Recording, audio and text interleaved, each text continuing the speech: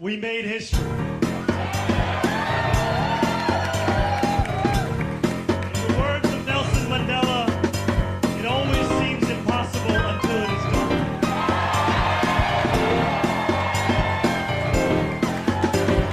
My friends, we have done it.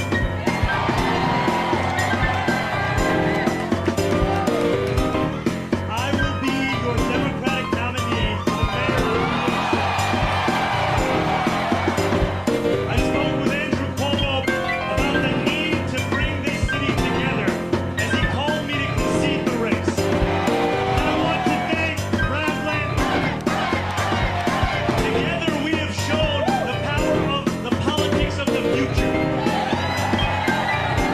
One of partnership and of sincerity.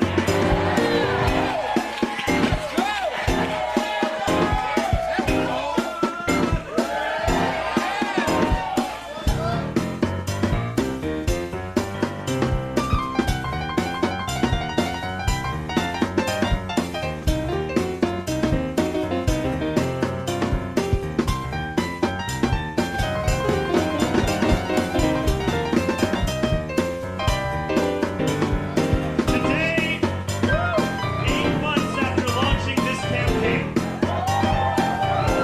with the vision of a city that every New Yorker could afford, we have won.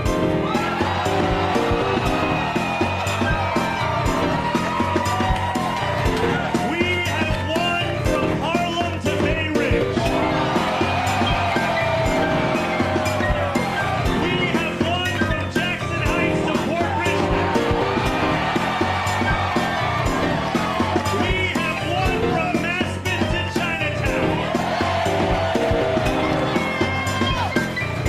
We have won because New Yorkers have stood up for a city they can afford. A city where they can do more than just struggle. One where those who toil in the night can enjoy the fruits of their labor in the day. Where hard work is repaid with a stable life.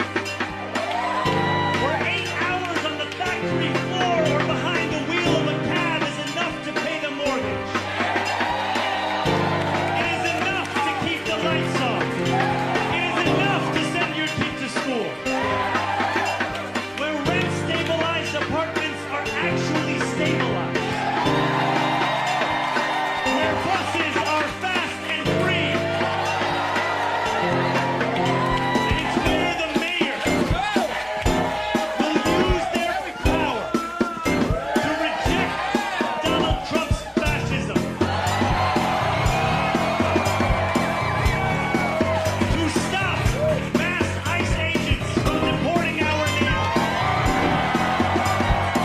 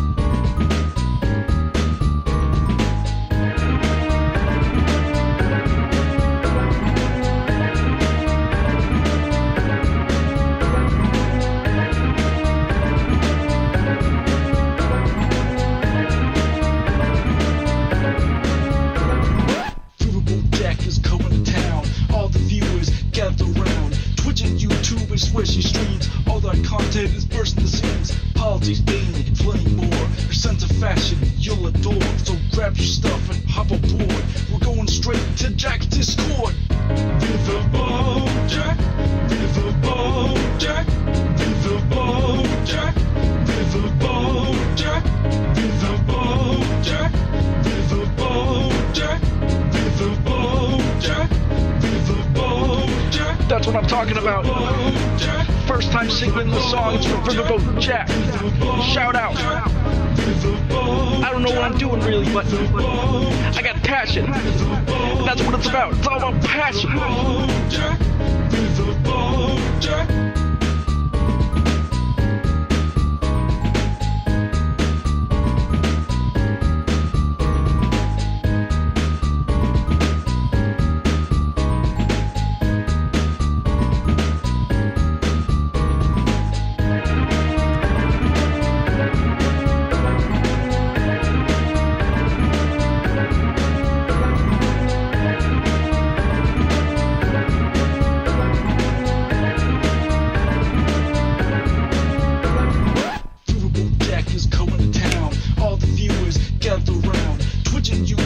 Where she streams all that content is bursting the seams. Politics mainly and plenty more. Her sense of fashion you'll adore. So grab your stuff and hop aboard. We're going straight to Jack's Discord.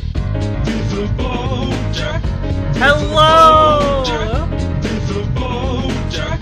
Riverboat Jack. Riverboat How we all doing, folks? Riverboat Jack.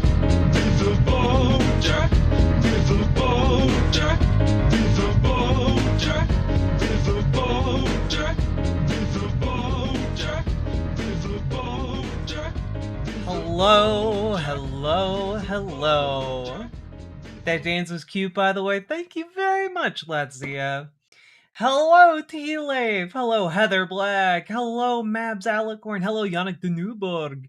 Hello, Burning Sock. Hello, Max Danger. Hello. How we doing?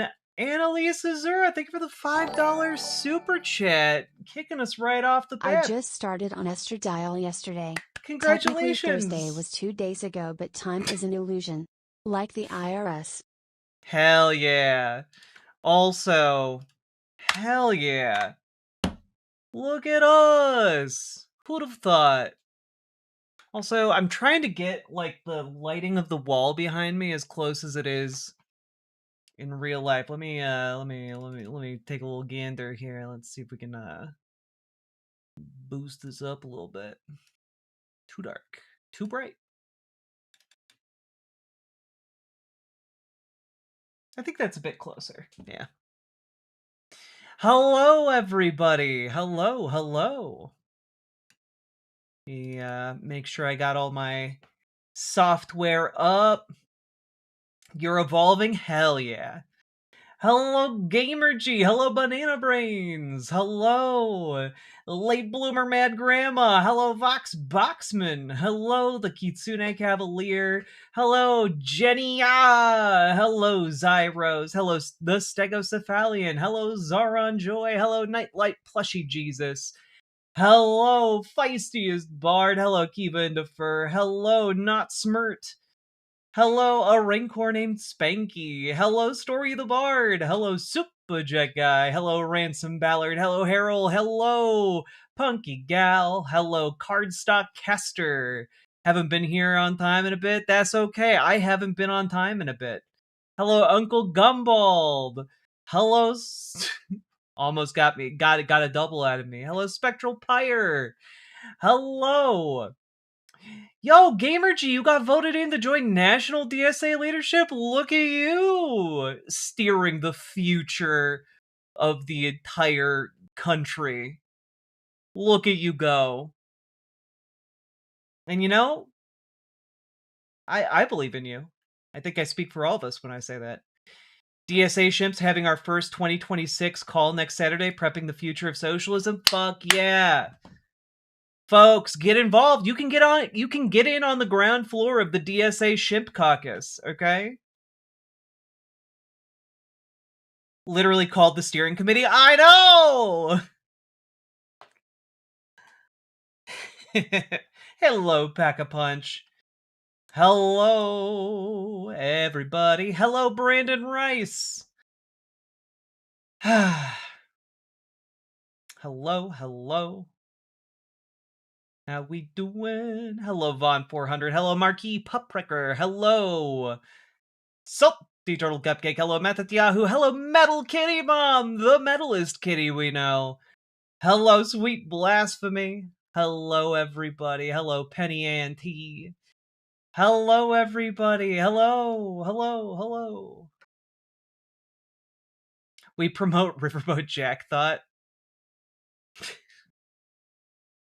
I don't know how I feel about that. Not normally here for streams. Happy to catch this one. Well, welcome in. Make yourself cozy. Remember, folks, get yourselves a drink and some snacks. We got content to cover today, folks. The war is over and Trump beat Iran. Yep, exactly. Yep. Also, before we get too far into it, remember to hit the follow button, hit the subscribe button, hit the like button. Very important for you to go like the YouTube stream. Very, very important before we get too deep into it. And, you know, I know some of you only respond to musical cues. So here you have a Jazz Dog original. Supposedly. The software is apparently having a little glitch in its giddy up. There we go.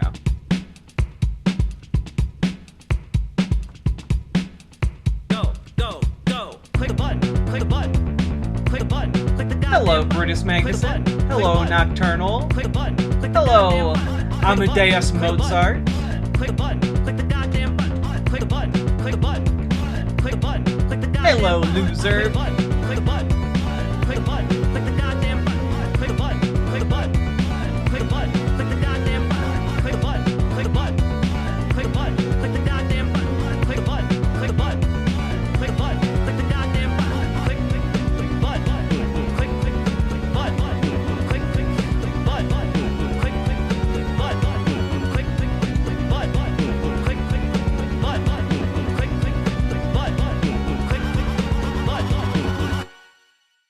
Currently Gay screaming, Sabrina and Madonna are performing Vogue. That sounds fun. Alright, hello, Kim Jong Samantha. Hello, M Dizzy. Hello. Yeah, I'm about 2 hours ahead of you, late bloomer, Mad Grandma. About 2 hours ahead of you if you're over in California, and I also don't know how I do it. This week in particular has been pretty rough. But yeah. Also, if we hit 250 subs tonight, we'll do some Rob Schneider comedy. So you have that to look forward to if if you hit the halfway mark of the goal. And also just want to say apologies that I've been so late over this past week. My dad has cancer, is fighting it off in the hospital. Hopefully they got it all.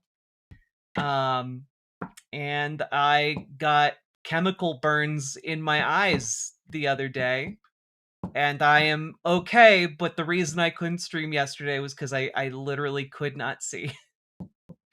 I'm doing better today, but you can still see some of the marks around my eyes.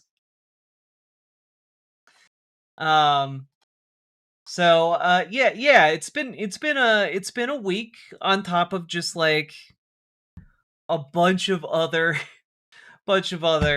external pressures that I'm not going to go into, but yeah. Oh shit, how'd you do that? Fun fact for you guys. Sunscreen can expire, and when it does, one of the fun things that certain sunscreens do is become chemical irritants that can burn your eyes. And I spent like an hour, because of course I put on sunscreen because I went outside, and then after I put it on, suddenly got a bunch of liquefied elements of sunscreen, expired sunscreen ingredients into my eyes, where it then burned my eyes to such a degree that I could not open them to drive home, so I had to flush them out for like over an hour in the bathroom of a CVS. Did you go to the ER? No, I just had to use an entire bottle of like saline solution and just rinsed my eyes out over and over and over again. Why did you go outside? It was a mistake. I'm thinking I'm in a much clearer headspace today. But yeah, this is your news alert of the day. Perhaps most useful info you might learn today. Sunscreen expires, and when it does, its chemicals like pull apart from one another, and because the chemical bonds have worn away, and then it can really fuck you up. Are you able to see? Yes, I am able to see. Glad you didn't try doing like Ricky Bobby and drive blind. Well, that's the thing. I had to get to the CVS in order to get the solution. I did not drive blind, but it was not a fun time. By the time I got there, I could not keep my eyes open. My partner had to lead me into the bathroom.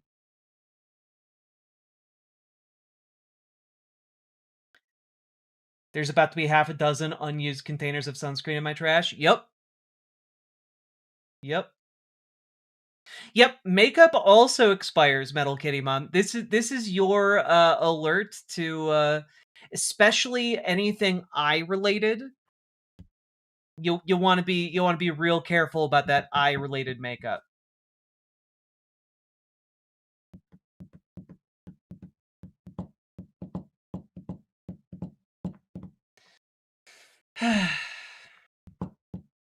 I just don't use sunscreen. No. Expired stuff bad? You know, yes, but I also have a lot of I have a lot of hubris when it comes to like expired food. You know, sometimes I look at like the expiration date on food and I'm just like, I'm built different. I can eat that. Oh, also if we hit 200 subs, I will take down my hair.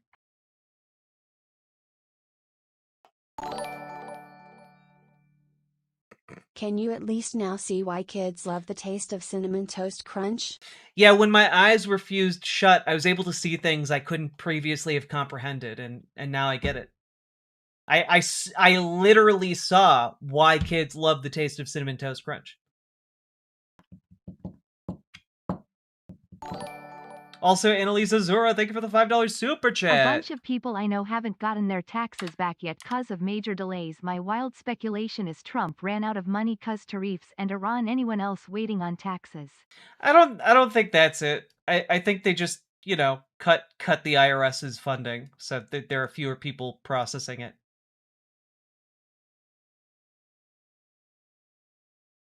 Ah, costs. Grant us eyes. Food poisoning? Pff, please, that ain't shit.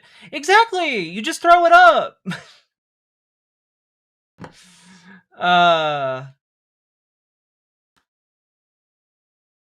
God.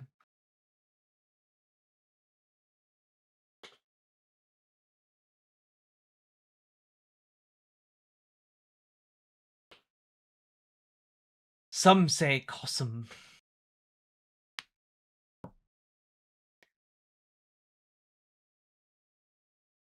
Hey, at least you weren't inhaling spray paint today? That's true, I wasn't.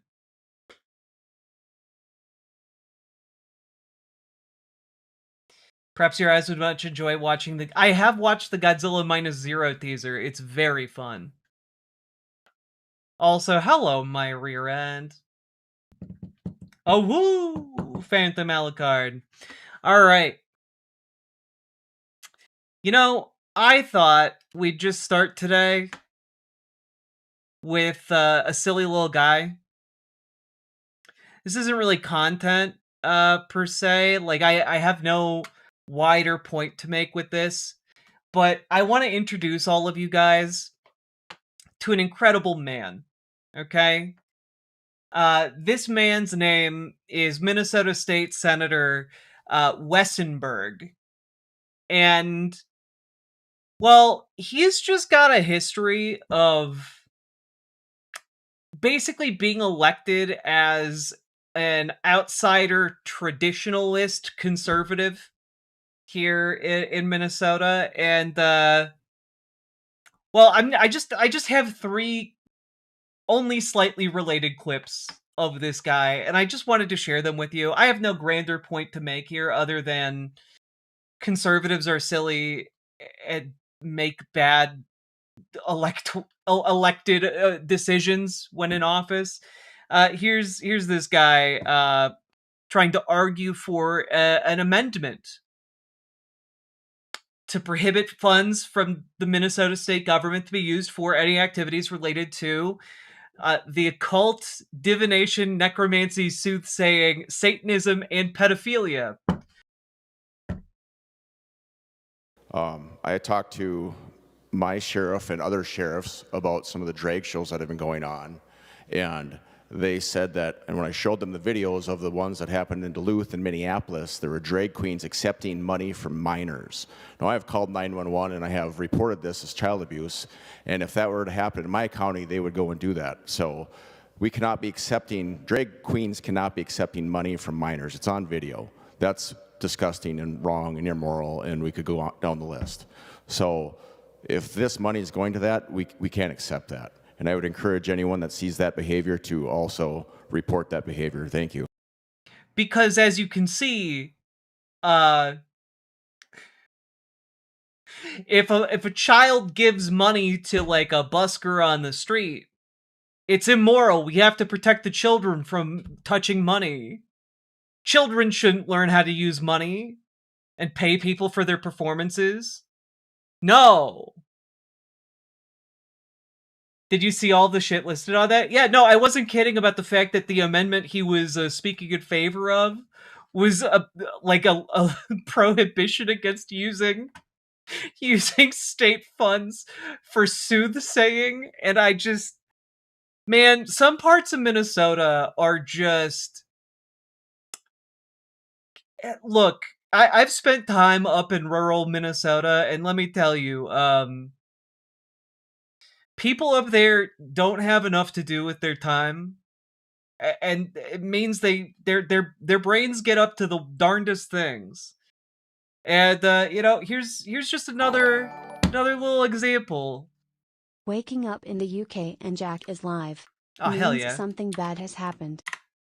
No, I mean, not more than, I mean, to me, yes. In the world, no more than usual. But we'll get to that. Don't you worry. Here's another clip of this incredible man. I believe it might even be part of the same clip. Is it the exact same clip?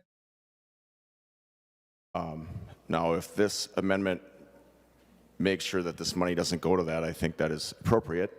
I'm going to say that I believe that pedophilia is illegal.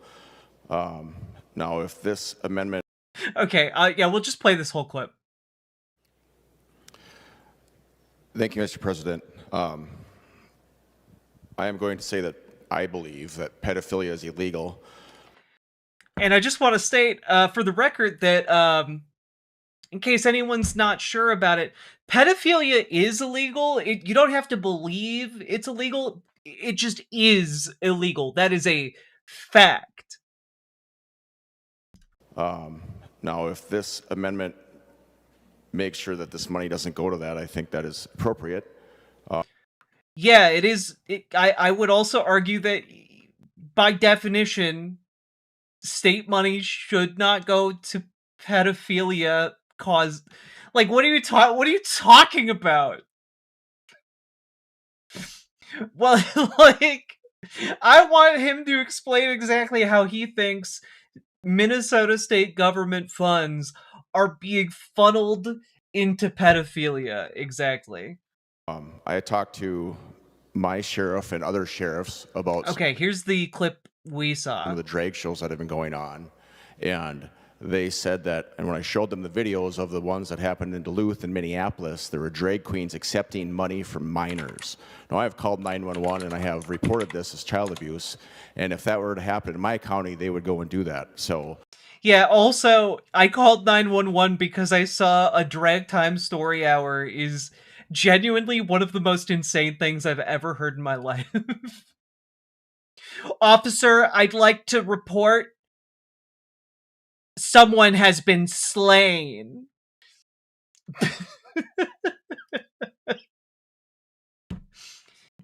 Yes, officer. They are actively slaying right now.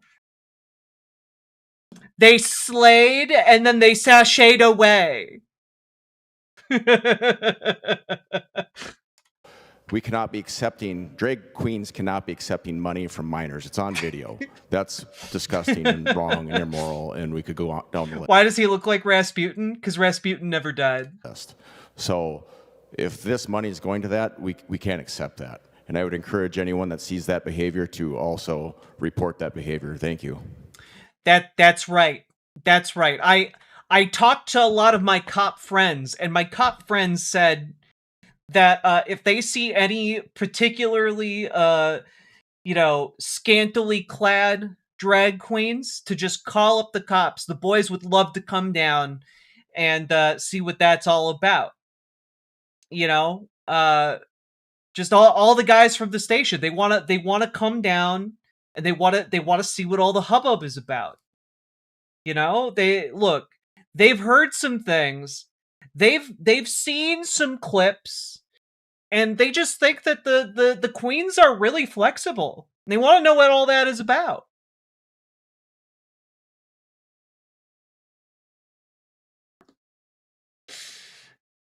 I'm gonna come.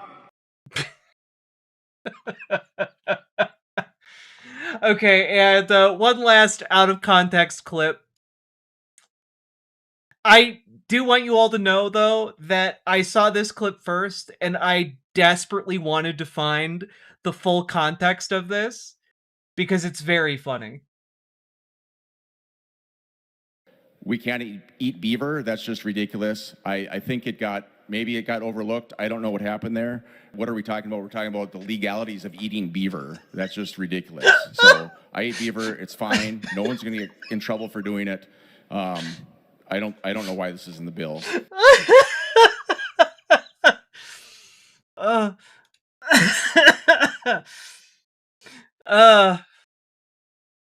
Anyway, could I request respectfully that we get this on the soundboard?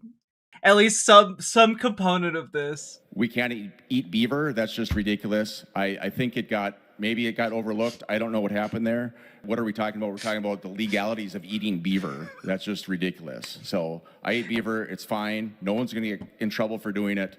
I don't know why this is in the bill. Now I'm just gonna say, this man is like, why are you calling the cops on me? I'm just eating beaver. I'm just a humble beaver eater. Why you call the cops on me? Meanwhile, anytime he sees a drag show, I gotta tell all my local cop friends about this drag show I saw. Minnesota state politics are very silly. The cast of characters is just absurd. Someone might get in trouble for it. And we all know who to blame. Obama. That's right.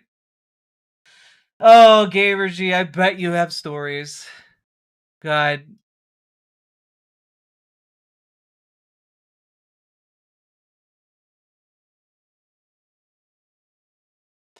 Also, look, you might be wondering, what kind of beaver is this guy talking about? And guys, here he is holding his beaver.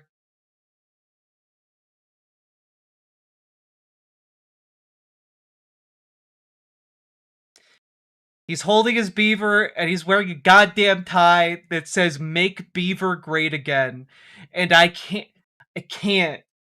This man is railing against the evils of drag shows while walking around with something that, like,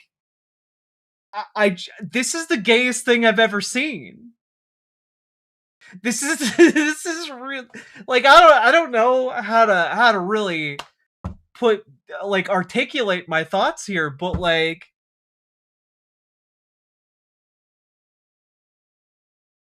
how did you even get like a novelty eat beaver MAGA tie?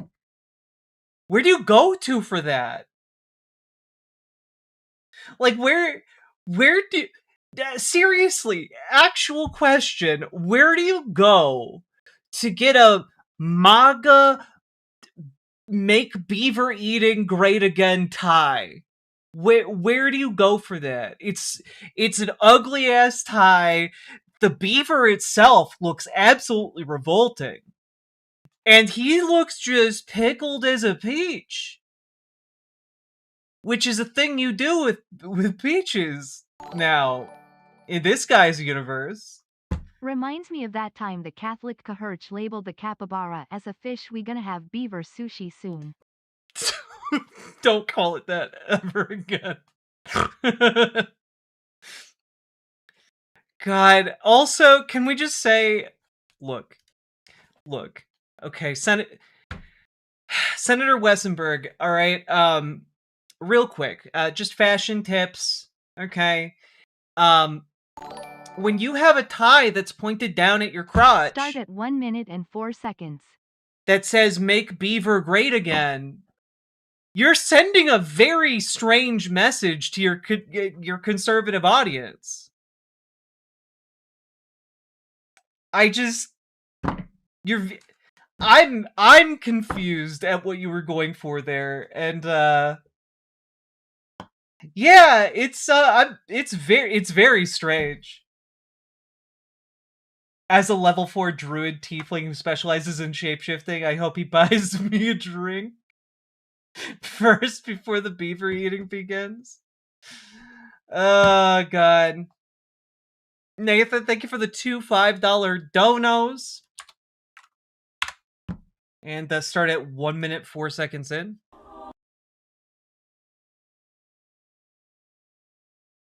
Capybara is a fucking fish. That's crazy. Because in South America they didn't have much fish. They had a shit ton of capybaras. And they were like, "Hey Pope, can you retrofit this? Can you say that the capybara is a fucking fish because they hang out in water all the time?" And they're like, "Yeah, sure, it's a fucking fish." That's crazy. That's insane. Wow. That's true.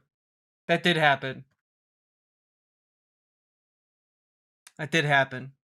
We should be making capybaras great again. They're really cool.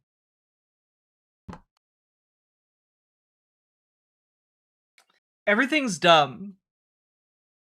You know, and that is one of my favorite things about learning about history, by the way. It's that everything right now is dumb, but so important because it literally means life or death for people, you know? Like, the stakes are so high about all of the stupid things that are happening right now in the world.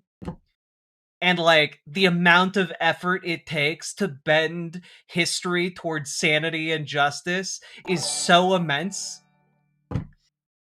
Have you seen the highly corporatized Eugene Cyst polycule poster? Its application No. for has such acceptable hobbies as basketball, video games, AI and sports. Also, genetically optimal breeding pool.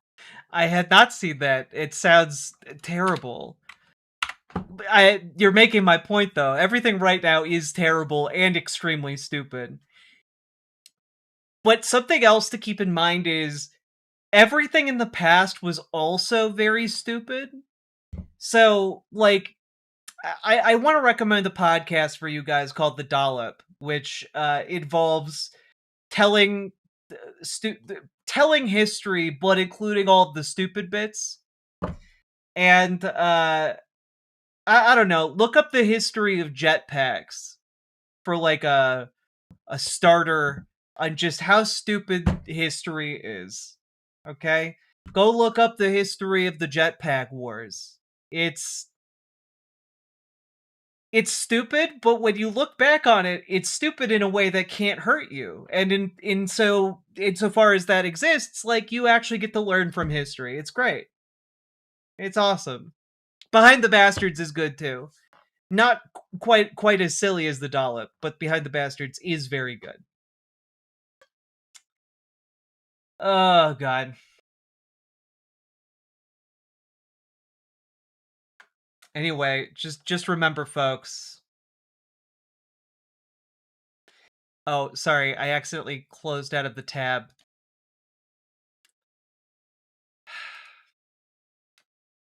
This is an actual Axios article that I got this image from. Beaver. It's what's for dinner.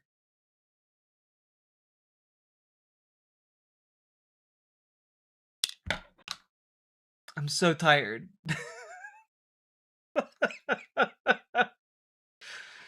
Oh, God.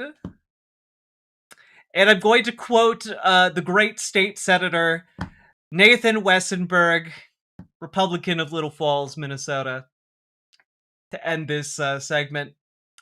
It tastes like roast beef. It's rolled in flour, pan-seared, and you bake it low and slow in a beef broth. It's delicious.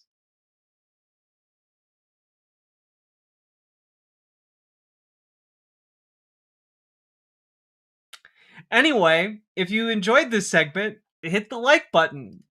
Leave a comment. Do you like eating beaver? I would love to know. The pros and cons of eating beaver. Hit the subscribe button. Why wouldn't you after seeing Didn't this? the New York Times release an article 3 days before the Wright brothers first made liftoff? It was some news org saying humans will never fly or something. History is always dumb and fun. Love it. Yeah, probably. Probably. I won't bother fact checking that, but probably. Also, folks, get organized with your local Dems, with your local DSA. If you need help, join our Discord. We'll help you. We'll fix you up. We want you to get involved with your local Dems and your local DSA. We can help you take those first steps. Reach out to Gamergy for DSA. Gamergy on her way up to the National Steering Committee of DSA. Let's go! And also reach out to Dragonfly for assistance with joining your local Dems. Let's go! And with all that being said, check out ImogeneOlivia.com. Gender euphoric lingerie designed from the ground up for trans femmes. Also tested with cis men, cis women, non-binary folks, etc. Go check it out. The steering committee of the Queer Plus Feminist Commission. Yes. It's still a steering committee. Anyway, go check out ImogeneOlivia.com. There's a link down in the description. It's also it's non-tucking lingerie. It's sexy and fun and cool. Go check it out. Link in the description. Let's go. This is just a cluster fire of a segment, but I think you guys will love it. So we'll probably make it happen. Let's keep on going. Woo! And also, just want to say, my God, Anime Sidekick Gal, thank you very, very much for the 10 gifted memberships. Let's fucking go!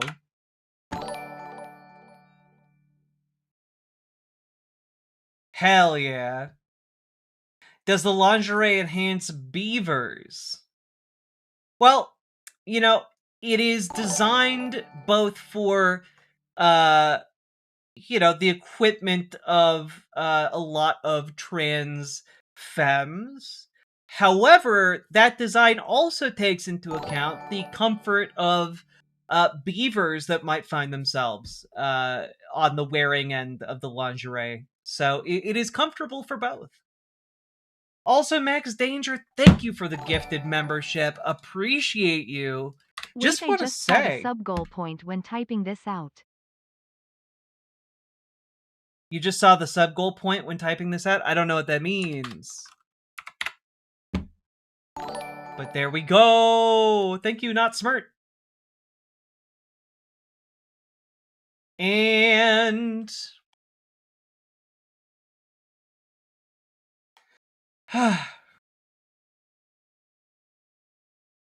hello, Sage. I love beavers. Who doesn't?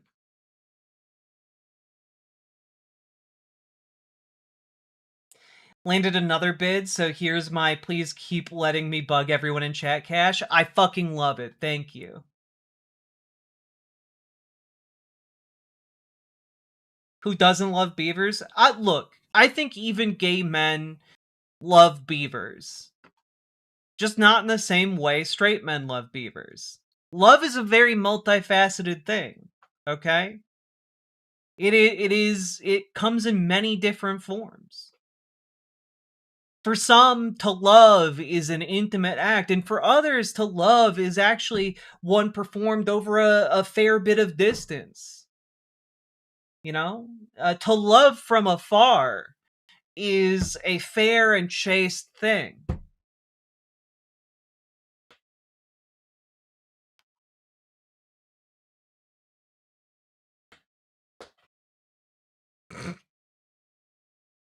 The joke was 6'7". My brain is not wired for 6'7" humor. I just it doesn't, like, I see it and it doesn't register as a joke to me, and I think that might be because I'm elderly now. I turned to dust like Just the curious Last that Crusade. when doing spirit science Atlantis, sorry for harping on it a lot, it's just particularly crazy and I love it so much. I have no idea. I do not know. But I also would love to do a Spirit Science Atlantis coverage. Maybe if we get enough subs and donos tonight, like if we hit like 400, maybe we'll just drop whatever we're doing and do that. I don't know. I'm throwing that out there, seeing if anyone's interested in it.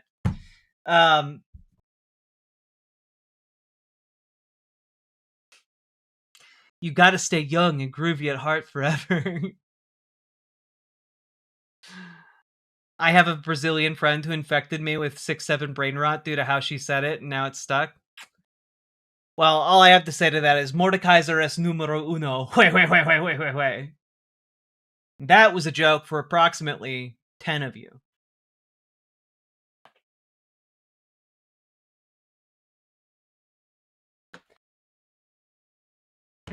Let's see here.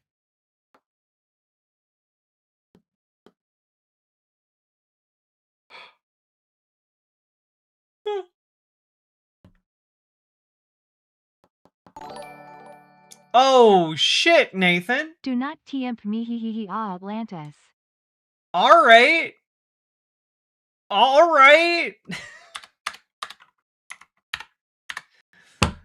Thank you for the $100 dono, Nathan. And also, I just thank you so goddamn much. And Nocturnal 8999, thank you for the 5 gifted memberships. Okay, guys. Y'all getting my hair down for this one. All right. The train is a-rolling.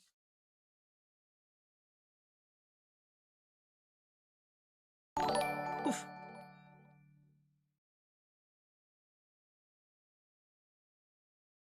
My hair is messy.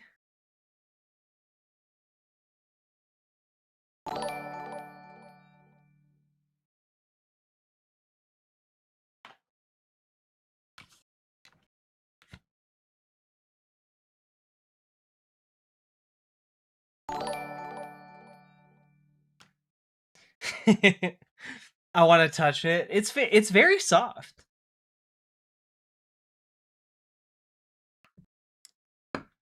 What is happening? What do you mean, what is happening? I took my hair down. Thanks, M. Dizzy.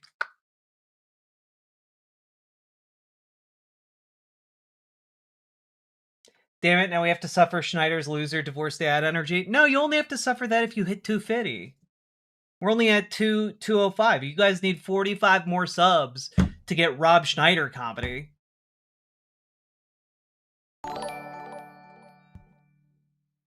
Two tickets for the $5 Atlantis train. Well, all right. Okay, well, okay, all right.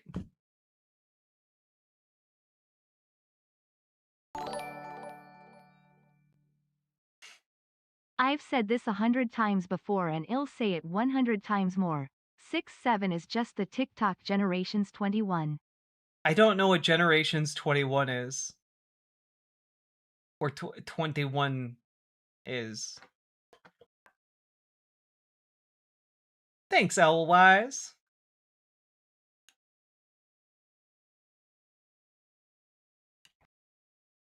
"21 Skidoo." All right. I love you guys.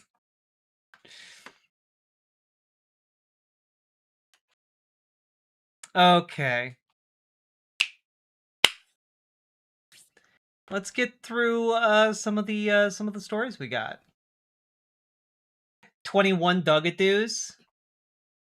Maybe that's what we need to do whenever we have like a somber moment as a community. We need to play Dugadoo 21 times.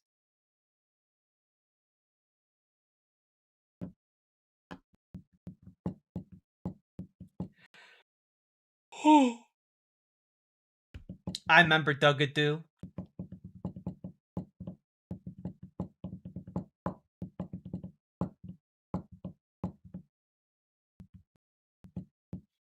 Nightlight Plushy Jesus, thank you for the 95 biddies. I don't wanna. God. I love you guys.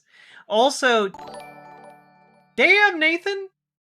Shooting for Atlantis, we land among the Rob Seanders.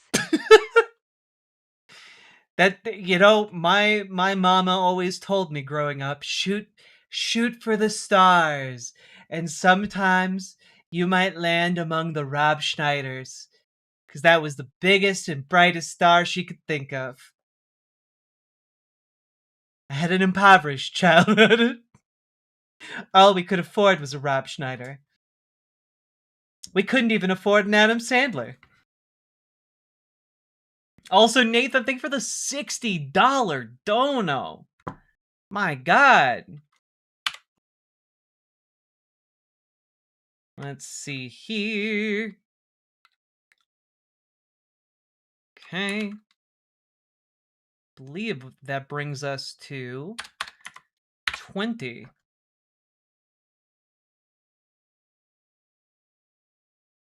Good night, Gamer G.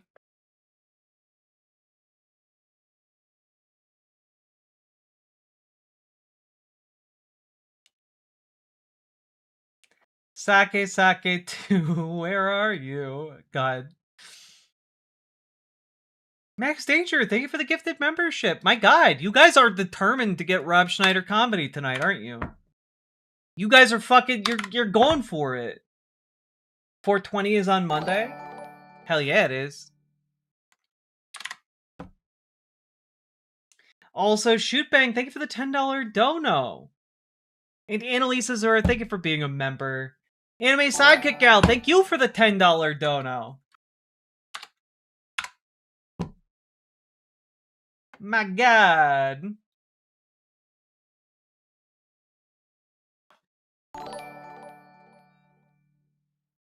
No context, but our landlord has been amazingly incompetent and is now in foreclosure. But on the bright side, all the tenants here are now in a group chat talking about forming a tenants union. Aw, hell yeah. Do it. Do it.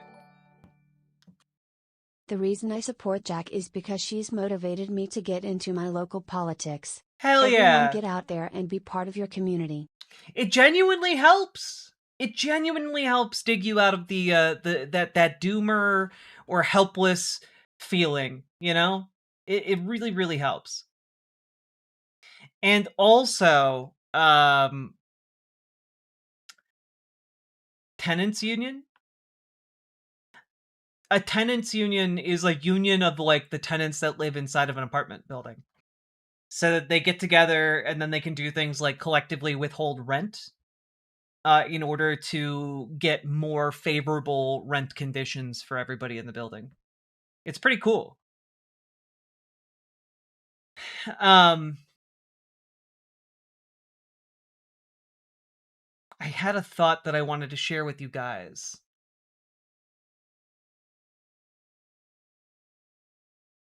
Hmm.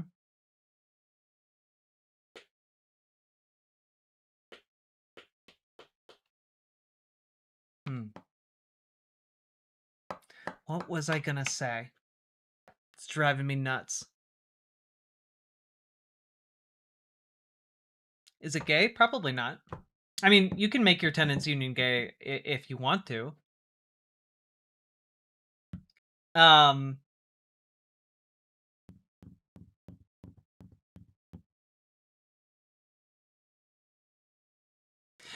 Oh, yes, how much I loved all of you. Yes, I love you all very much.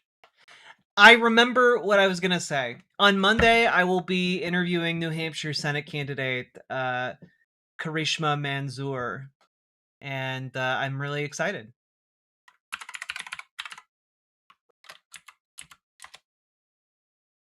It's going to be a good conversation. You guys will be able to ask questions, etc., etc. It'll be good stuff. Fuck yes, finally. I know. That's amazing. It'll be really cool. The primary is going on right now. She's the outsider candidate gunning for the, one of the bigger names in the race. But she is like the outside candidate, so like she's kind of as far as I can tell, there's not like a whole bunch of competition for this. It's basically her and her opponent, and I believe there's like maybe one other vastly smaller candidate in the race. Yeah, she seems legit. I'm gonna be like going over more of her stuff tomorrow and Sunday, so I can prep, a decent array of interview questions.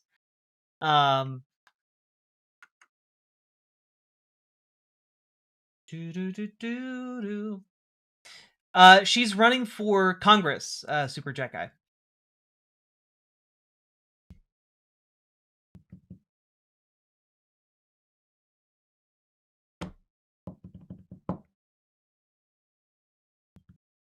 If you ever need more info, hit me up. Hell yeah. I'm really curious to know kind of like what her strategy is in order to try and win the field, as it were. Because the last polling that I saw was like had her on the outside, but I'm wondering if like there's momentum building behind her, and I hope so. She seems cool. Karishma Manzoor, Super Jet Guy. What's your favorite Rob Schneider movie? I don't have one. When's the interview again? 7 p.m. Central Time on Monday. Should be talking about an hour. I want to have some time towards the end in case you guys have questions for her.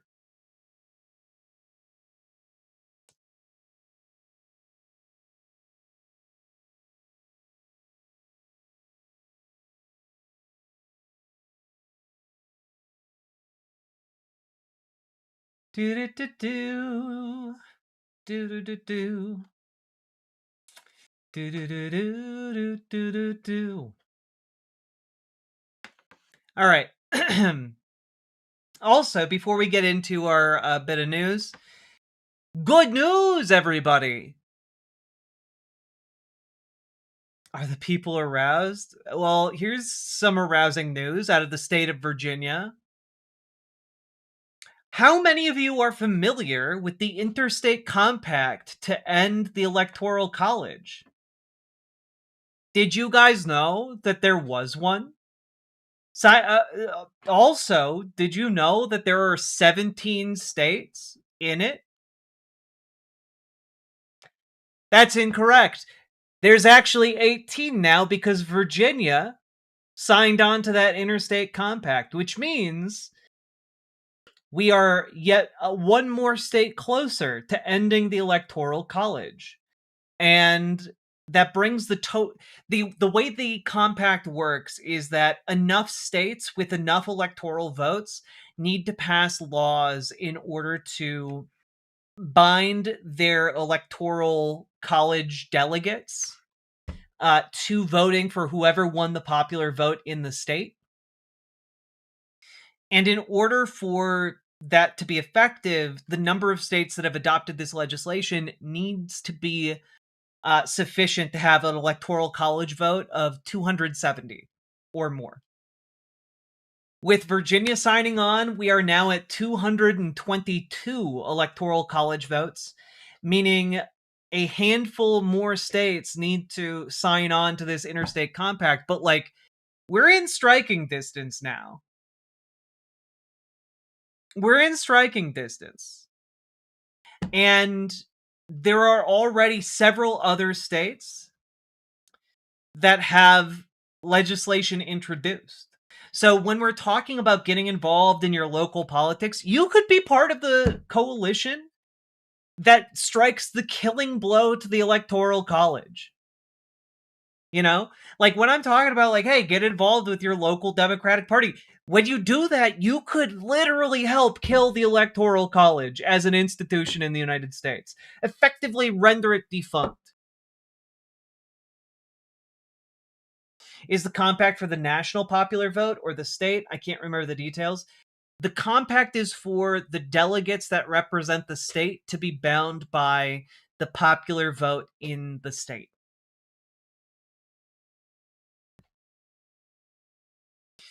So some of the other states that have legislation introduced, but it has not yet to been passed: Arizona, Michigan, Nevada, New Hampshire, Pennsylvania, and Wisconsin. Very, very cool.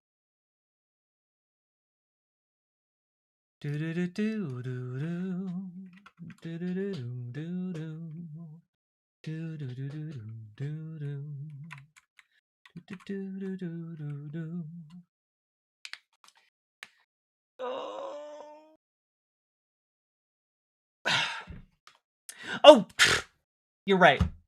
No, it's for the national vote, not the statewide vote. The national vote. Yes. Sorry.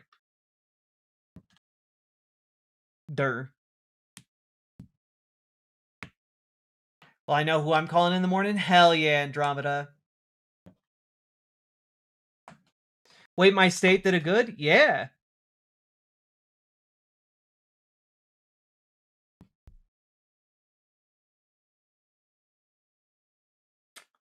I'm a little dingleberry sometimes. What can I say?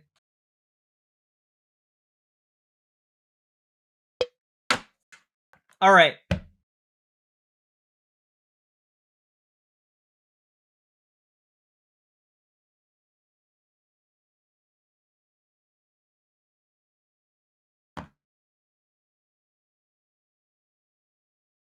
I'm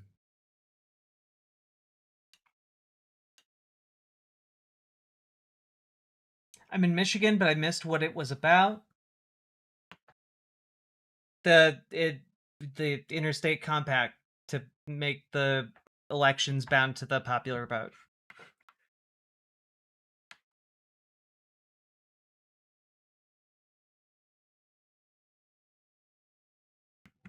Anyway, I thought that was cool. I thought it was neat. I thought it was awesome. And yeah. It is also a broadly popular thing among both conservatives and leftists to get rid of the Electoral College. So it's one of those things where we can find common ground with folks.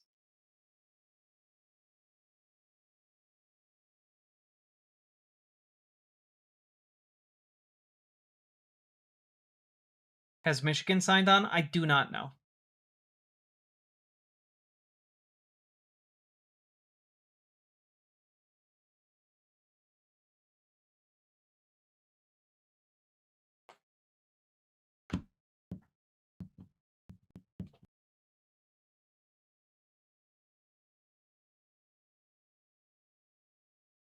Popular among voters, unpopular among Congresspeople. Yes, indeed.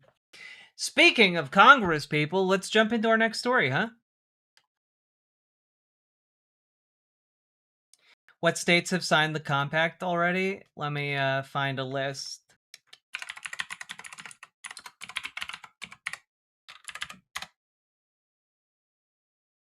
Let's see.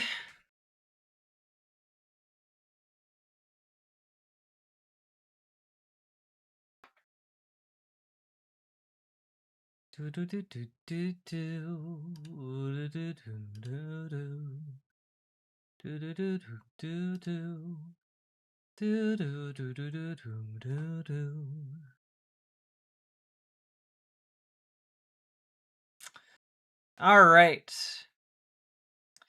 Maryland, New Jersey, Illinois, Hawaii, Washington, Massachusetts, District of Columbia, Vermont, California, Rhode Island, New York, Connecticut, Colorado, Delaware, New Mexico, Oregon, Minnesota, Maine, and Virginia. So, yeah. We're 82% of the way there.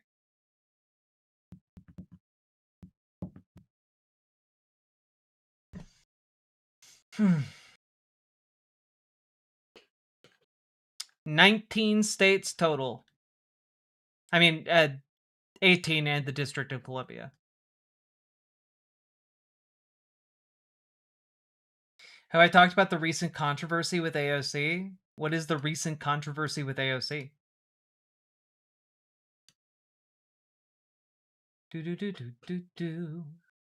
You'll have to be more specific. I'm aware of many controversies.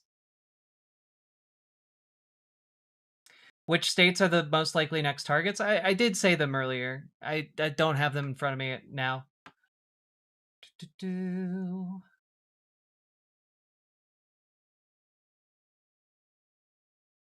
She answered a question with word salad again.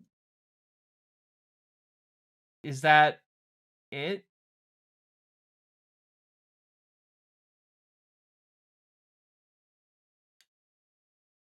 Not wanting to endorse what race in California?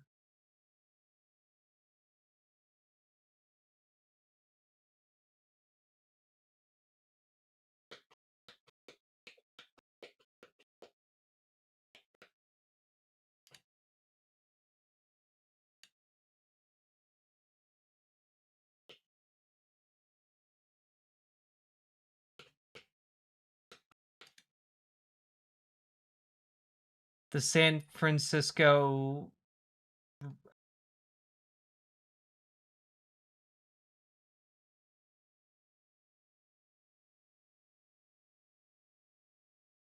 Okay.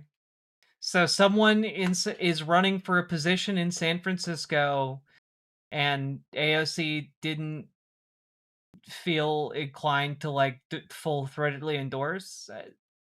Doesn't really seem like a controversy to me.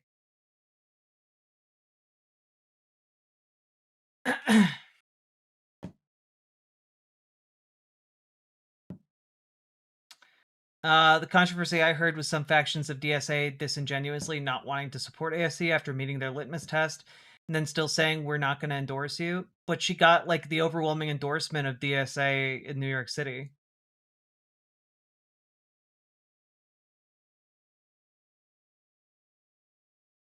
AOC's former chief of staff is running for Congress, and people like Crystal Ball have been very critical of AOC for that and other reasons. Why? I don't understand what the controversy is. The controversy is AOC's former chief of staff is running for Congress, and that people have been critical of AOC. That doesn't seem like a controversy. That just seems like, okay, that's the thing that's happening. Like, I don't know. Like, we currently have like the Trump administration shitting itself to death live on television every night, and like that AOC not fully endorsing like her former chief of staff in a race, or like, you know, giving a not super perfect answer, that these are not issues to me.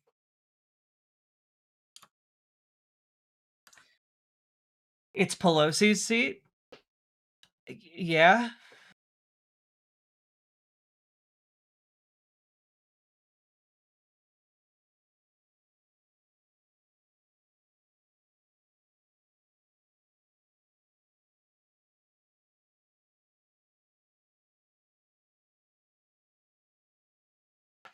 I guess I'm just kind of like sitting here kind of like, I don't know. Like, a lot of people were really hung up on the fact that, like, and I read an Axios article about this earlier today, about how, you know, 500 members of DSA voted against, like, giving her the endorsement. And then you, like, go and actually read what happened, and it was like 6,300 voted to endorse her. Like, this is not... Like, the controversy is being manufactured by people who hate AOC. It's not like a broad swath of the left that hates AOC. Very clearly.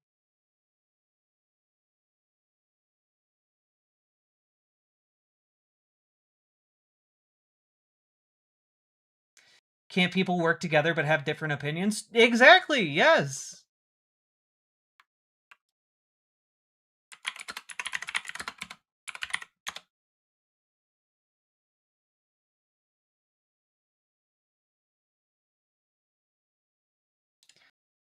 Do.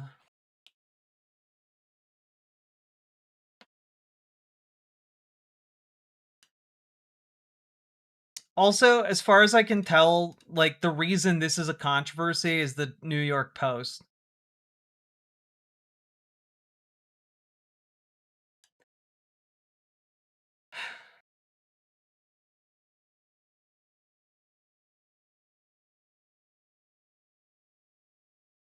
Yeah, okay, so Dropsite, like, asked her about, like, her opinion on Saikat Chakrabarti running for Congress. And she said, for me, overall, I'm trying to think about the role I'm trying to play more broadly in these things. Which, like... Oh, here's the video. That'll be helpful for actually talking about this in a meaningful way. Obviously, your chief of staff, former chief of staff, is running in San Francisco. That primary is in June. Obviously, you're not going to have a reporter tell you to endorse, but like, is that something are you at least monitoring the race, looking at it? I mean, what's your stance on Shoykot? Because like, you have a close relationship. I think for me overall, it's more about, I'm trying to think about the role that I am trying to play more broadly in these things.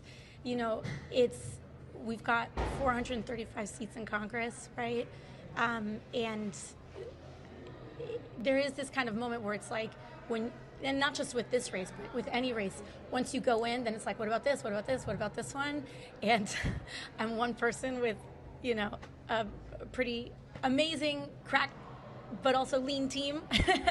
And so we're thinking about kind of like how much of myself I'm pouring into this, and how much of myself we want to make sure that we're, you know, pouring into the task at hand, like, you know, what we've got going on here. So, but I think that what I will say is that I think that the primary environment that we're seeing is really great. I think that progressives have already notched some really impressive victories this early into the primary season, and we've got another 6 or 7 months of it to go, and I'm looking forward to having a lot of new colleagues here in November that we can, you know, it's been a really lonely road for the first 8 years, and I'm really hoping that it'll be a little less lonely in November. My boss has a book about that.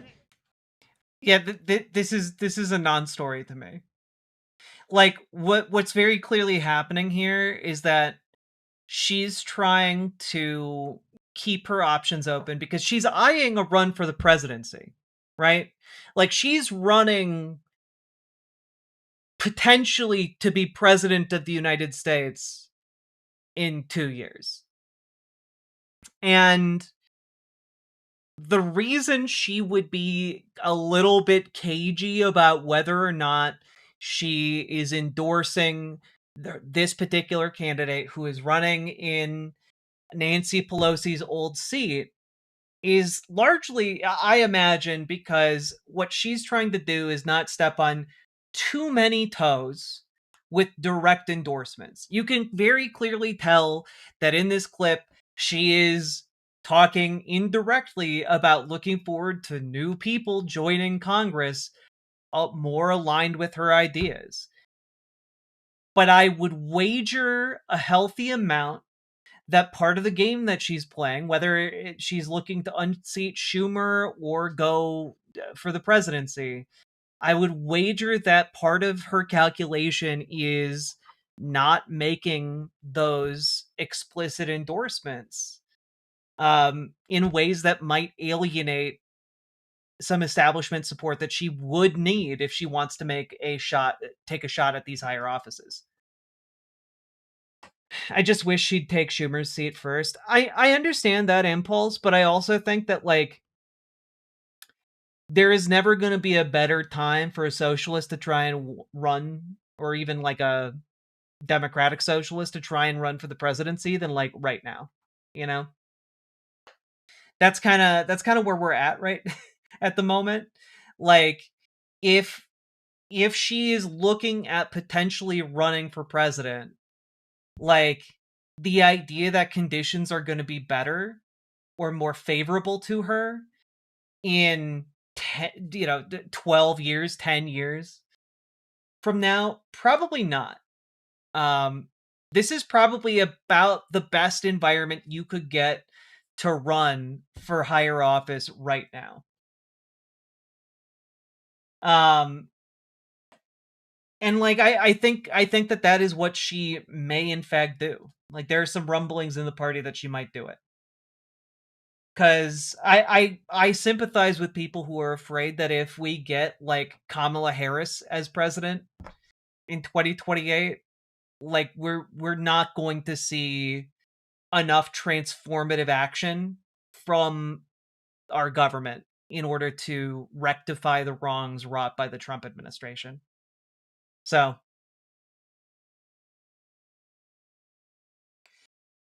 are you going to post about the Dr. Karishma Manzoor interview? I'd love to share. Probably. Yeah. Thought I'd talk about it here first.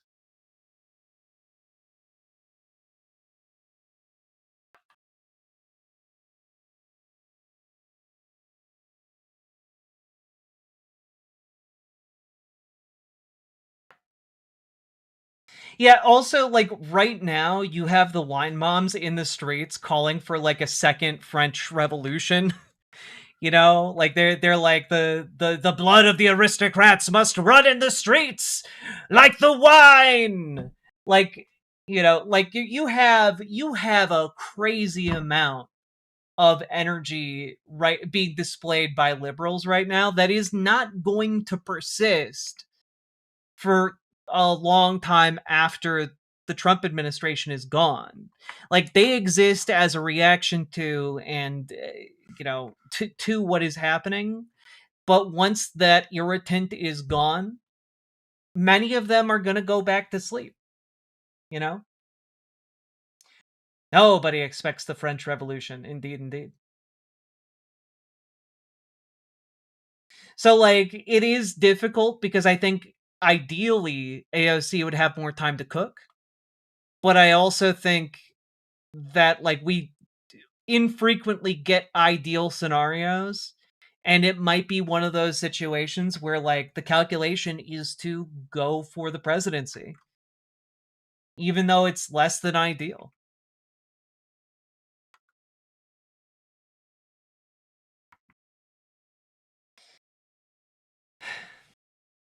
Why do you think other progressive commentators like Crystal Ball and the Vanguard have an issue with this AOC story? I'm an AOC fan, but they seem extra critical towards AOC. Well, because there's a certain contingent of like leftists who believe that AOC has, sold out the leftist cause and is becoming more and more establishment and is, basically selling out the left in order for her to gain power and prestige, etc. And I don't see her as selling out the left personally. I see her as playing politics. And in the game of politics, the Game of Thrones, you have to be pragmatic, and you very rarely get to be someone in politics who has existed for a prolonged period of time without making compromises in order to achieve your larger aims. Do you think I should join a caucus to influence support for AOC and DSA? Wouldn't hurt.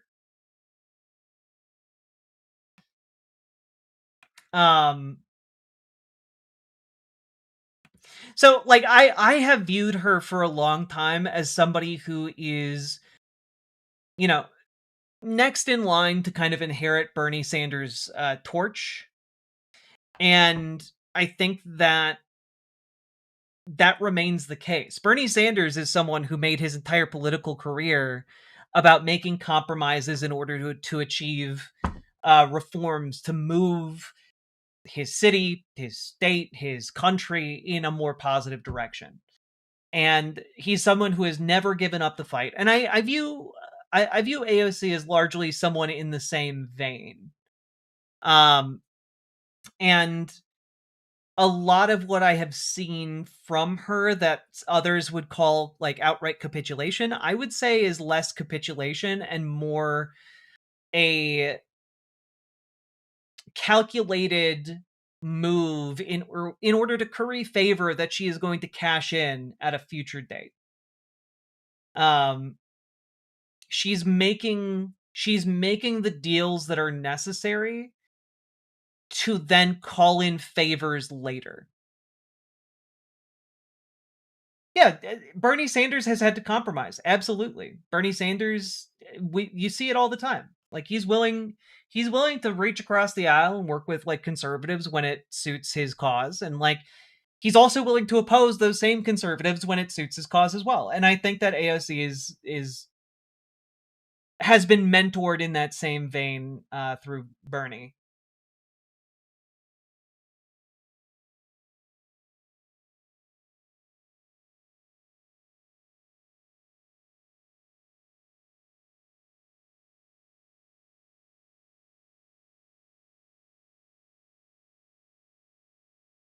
Bernie never couched his language in either presidential run, so why is my concern.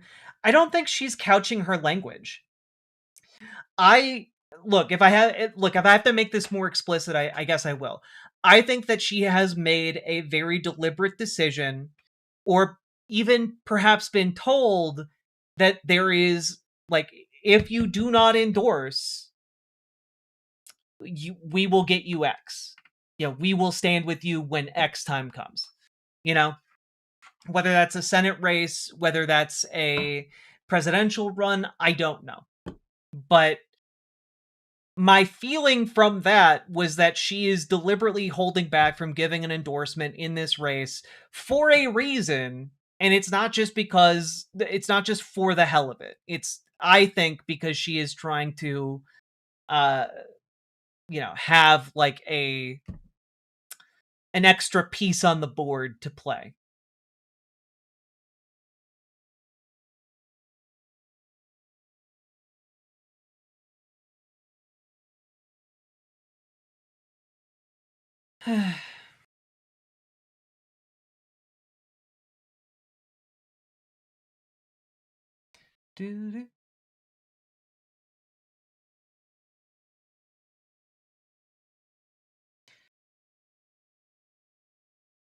Yeah, exactly, Crypt Keeper Dan. Like, the Senate is like the most obvious play. But the window right now is a unique opportunity for her. So, also, just out of all the field of candidates potentially vying for the presidency in 2028, she's the most popular one. Like, she's the only person more popular and more recognizable than Kamala Harris. Do you think that those other progressive commentators are being too idealistic in their critiques and what they want from a future candidate, such as AOC? Well, so I think that there are some people, like what I'm trying to do with what I do here is I try and explain to you guys like what's happening, interpret it, give you my political analysis, and encourage you all to get involved in politics on the local level wherever you guys are, so that you can like in turn influence your local politics, etc. Right? And I think that there are other folks who view their role as differently from me, which is to try to move these candidates closer towards their ideal. And in this particular case, would I like it if AOC was like able to be more bold and brash and endorse this person in San Francisco wholeheartedly? Yeah, I would love that. But also, I want folks to understand why she might not be doing that. I do not get the impression from this drop site clip that she's doing this because she just secretly hates this guy. He's just such a piece of shit. Or she's doing it because, like, you know, she just hates leftists. I get the feeling she's doing this because she's trying to curry favor with establishment figures that she might need in her corner when the time comes to make a play for a higher office. That's it. I think she has ambition, but I think that that's good in this case.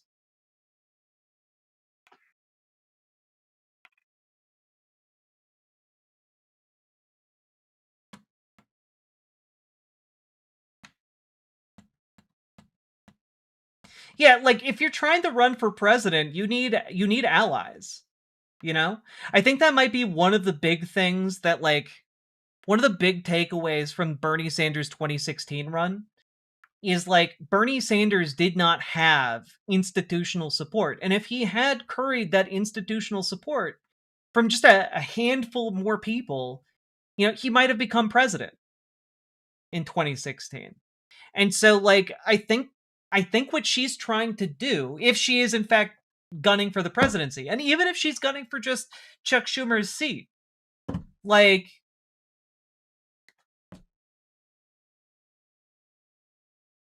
I think that like AOC has made some sacrifices to try and further a political coalition to enable her to do something like get Chuck Schumer's seat or get the presidency.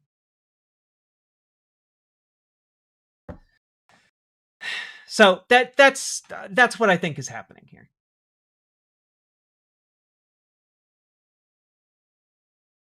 So I understand why people are critical of what she's doing.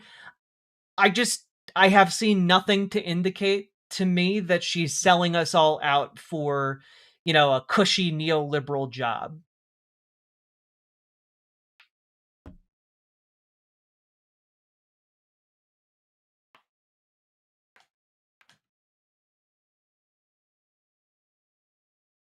I don't want another flash in the pan like Obama, who left a hole in leftist politics. Well, yeah, that's why we have to make sure any movement we build is self-sustaining, you know? Which is what an AOC run looks like to me. I disagree. I think it's very clear that like Bernie Sanders has passed off the torch to AOC, and like the organizing that Bernie Sanders has done has laid the groundwork for other successful leftists to make a bid for office, and in turn strengthened like local activism and like, you know, inspired me to reach out to you guys to try and get you guys involved with your local political scenes, you know? I think some of AOC's critics are bad faith, honestly. I mean, that could be. I think that there are definitely people who are more interested in like purity testing candidates in order to make themselves, you know, look like the most pure virtue signaler of them all. But I think that, like, some people just don't fully have an idea of what she's doing.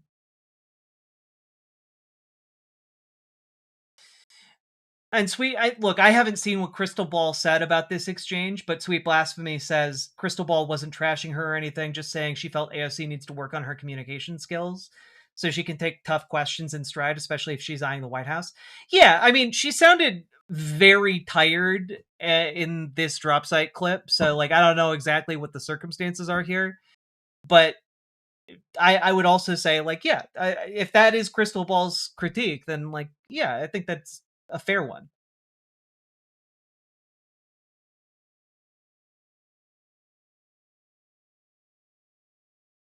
I think criticism is valid, but not at the purity test level. I think so too. Like, one of the good criticisms against AOC was about, like, her previous vocal support for, like, defensive munitions for Israel. And, like, she got a lot of criticism for that. And she changed her position, which is good. I think that she's one of those politicians that actually responds to good faith criticism.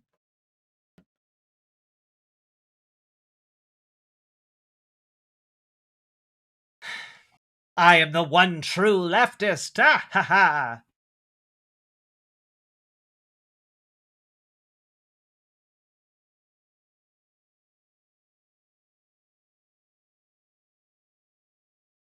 She needs allies in the Senate, Jack. She already has allies in the Senate. My point being that, like, she's building up allies in Washington, D.C. broadly. She's one of the most powerful Democrats in Congress right now, just by virtue of her popularity. And, like, I don't disagree that time in the Senate would help her out to build up her political experience, but also she is afforded a very unique opportunity right now, right in this particular moment, to have a valid shot at hitting the presidency. And I think she might take it. This isn't to say, like, that is ideal. As I have said repeatedly, it is not. But I will say that, like, it is something that is real. And I don't think that AOC has to prove her worth in the Senate. I think she's done that repeatedly in the House.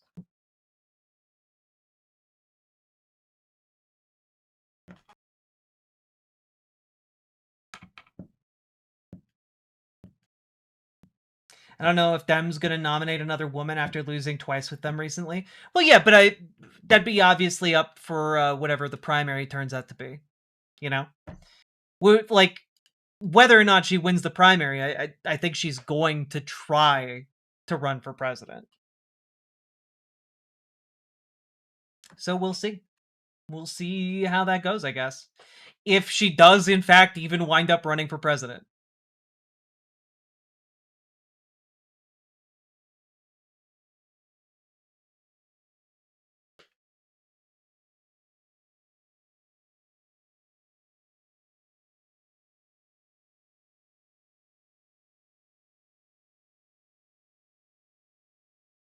Crystal Ball said much more than that in a tweet and on a podcast about AOC. All right.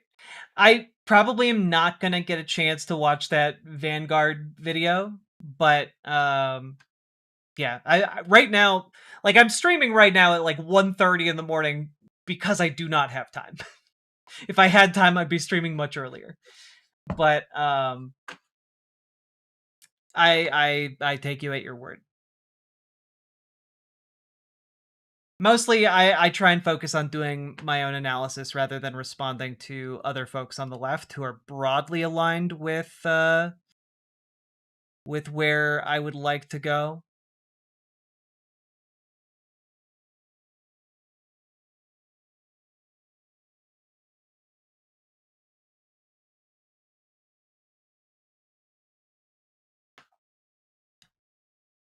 Do.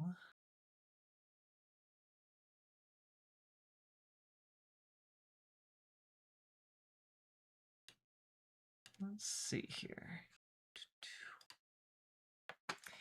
Anyway, get organized, folks. Either way, we need people to get organized. Join your local Dems, join your local DSA, get involved today. Join our Discord. We can help hook you up with your local DSA or your local Dems if you're having trouble getting started. And reach out to Gamergy for help with DSA. Reach out to your local Dragonfly for help with your local Dems. And also, folks, check out ImogeneOlivia.com. Gender euphoric lingerie designed from the ground up for trans femmes. Link down in the description. Let's keep on going. Was that supposed to be a segment? No! Someone in chat asked me a question, and then we talked about it for like 30 minutes.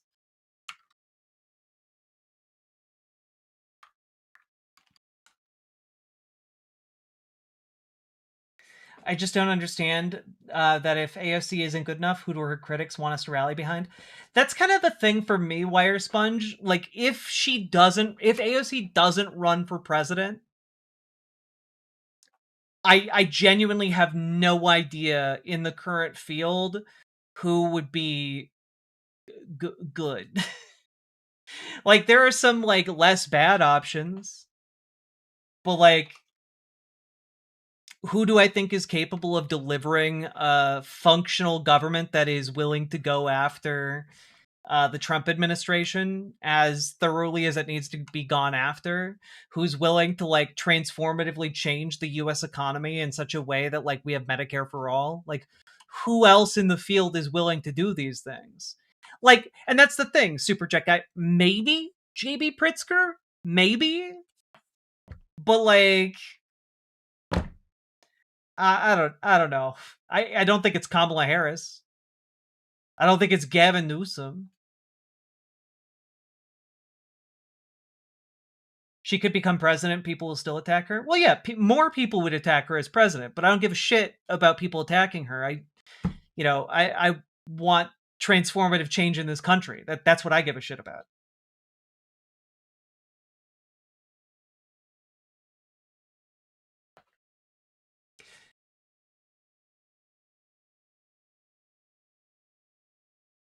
Like, I mean, like, we got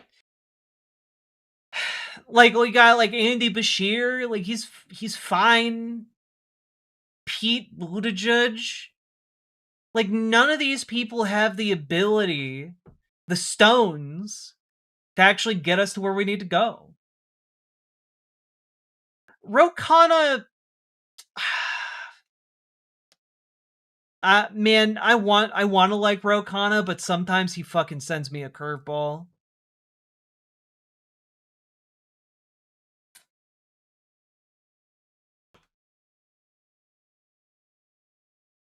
The establishment is trying to sell his polls, saying Kamala is the leading choice. Obvious psyop.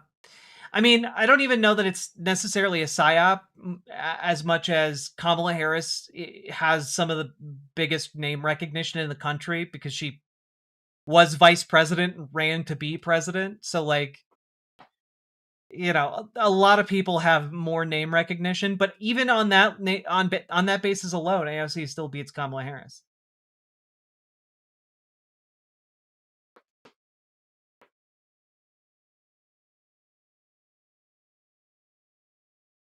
If it came down to Gavin Newsom as the Democrat license candidate for 2028, would you vote Newsom or take the Hassan Piker route? I mean, I would fight like hell for Gavin Newsom to not be that person. I would do everything in my power.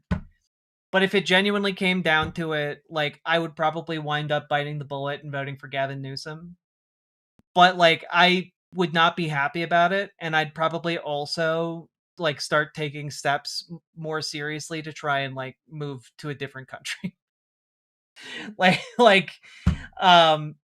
I don't think that the guy who is doing podcasts with Charlie Kirk is the guy who's going to save this country or someone who's going to fight for my basic ability to exist in this country. You know, like,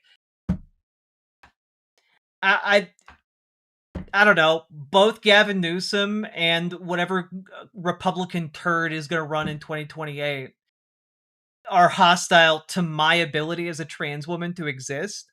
So like to me it's kind of like, well, one of these is clearly like the lesser of two evils, but also I would trust neither of them to actually keep me safe or keep my loved ones safe. And like I would have to do what I got to do in order to minimize harm and survive. And also like just to like speak up in favor of Hassan real quick, I think that Hassan's position is less, I would not, no one should vote for Gavin Newsom, and more, in California, I would not vote for Gavin Newsom. In California, I would not do that. And also, I do not want to say that I would vote for Gavin Newsom, because I want there to be a better option than Gavin Newsom. Wait a minute, Newsom's doing podcasts with the ghost of Charlie Kirk? Gavin Newsom's first ever podcast was with Charlie Kirk. And he was just so giddy about how all his kids loved Charlie Kirk's show. It's fucking disgusting.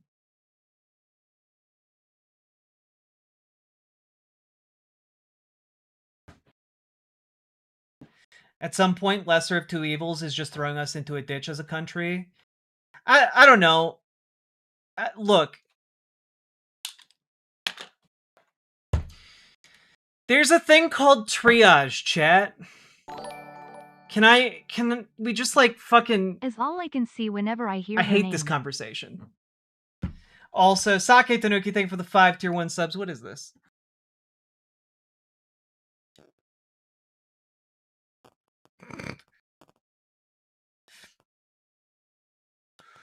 Why did you say that name? Why did you say that name? Kamala Harris. Why did you say that name?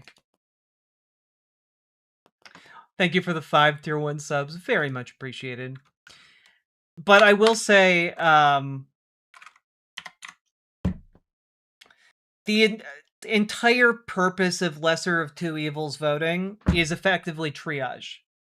Where, hey, if you're in a triage situation, you don't have the luxury of doing the best possible quality medical care.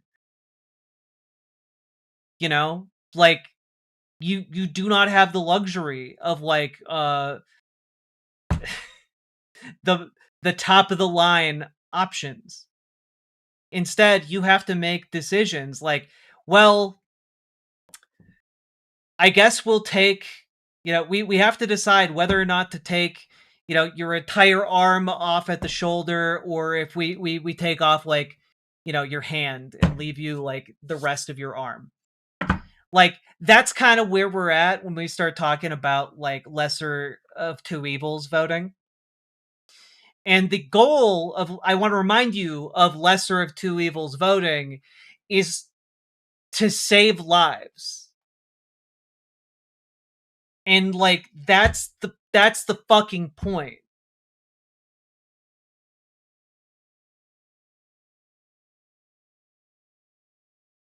And so, like, it bothers me when people are like, lesser of two evil voting got us here. No, that's lesser of two evils decision making is literally every decision you have ever made.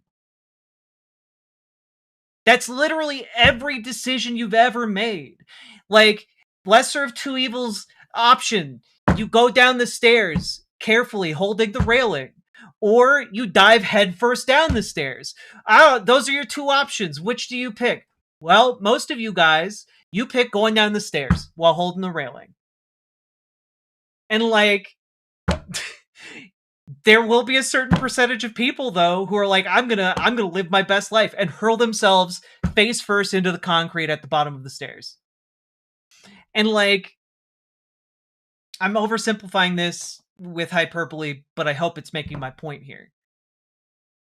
Like, choosing the less harmful option is a common way we make decisions as human beings.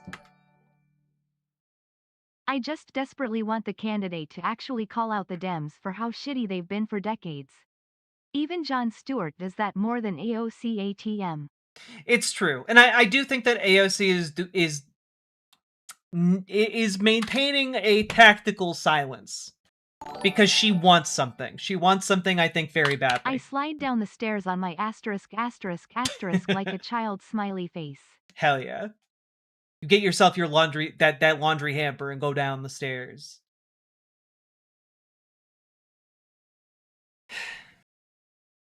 You gotta think about the long game. The Dems will never learn to stop playing in our face with awful candidates if we keep doing the lesser evil bullshit. No! Guys, even if it came down to like, hey, do you want a President Bernie Sanders or do you want a President, I don't know, Jesus Christ too? Like, you're still going to have to make a lesser evil decision. Because the president of the fucking imperial power of the world is always going to be which of these two is going to do more good and less bad. And so, like, part of the problem is when we talk about this is that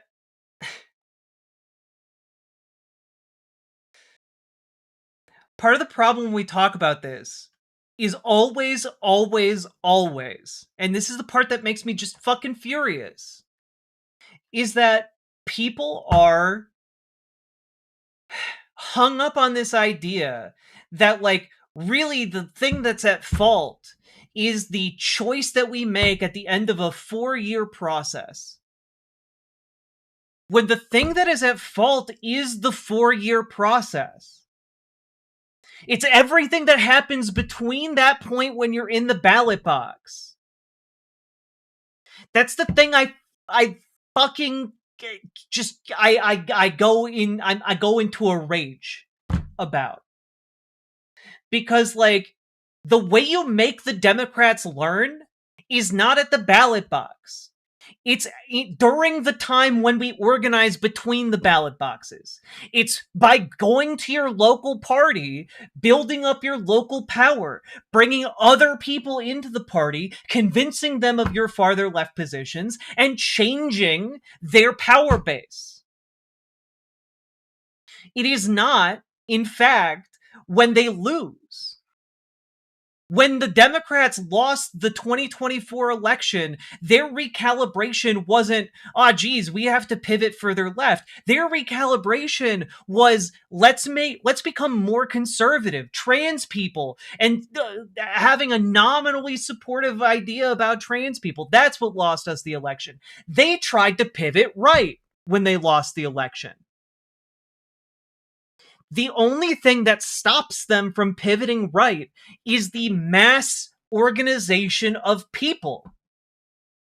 It is the mass organization of folks through, like, No Kings. All these angry wine moms showing up in the streets has done more to move the party left than any of the fucking, like, withholding of votes that individual leftists have done. It takes organizing to change them. It takes sustained action to change them. Some people don't see it as a lesser of two evils. Some people see it as a decision between a right and wrong option, and these people, for whatever reason, see both options as wrong. Indeed. And so the problem I have is that when we're talking about, like, well, what if the Democrats don't listen to their base? You make them listen. That's what organizing does. When you organize and you get involved in the process by which these absolute ghouls keep getting selected, you can stop them from being selected. When I say people need to show up at their local Democratic meetings, get power within their local Democratic organizations, become known, share their ideas, etc. What I'm advocating for is for people to show up and take over the Democratic Party, to eliminate the levers of control that have previously existed, entirely controlled by the current establishment Democrats. Madbox NC, there is no third party that is going to show up out of the ether in 2028. Any kind of like third party organizing is going to have to be a long-term effort. And either way, the solution is showing up and fucking organizing. God, we're living through one of the biggest mobilizations of political capital in American history. The literal biggest political demonstrations in our country's history. And the thing that is blowing my mind is people are just like, well, the Democrats just won't listen. They have... The progressive Dems have been sweeping the fucking country. Like, Don't it's be like crazy. Jimmy Dore. I'm just like sitting here going like, the idea that none, I don't know. I don't know. Like, frankly, if you do not think any of this works, then you should not be involved in political organizing, because the thing you're looking for is not political organizing.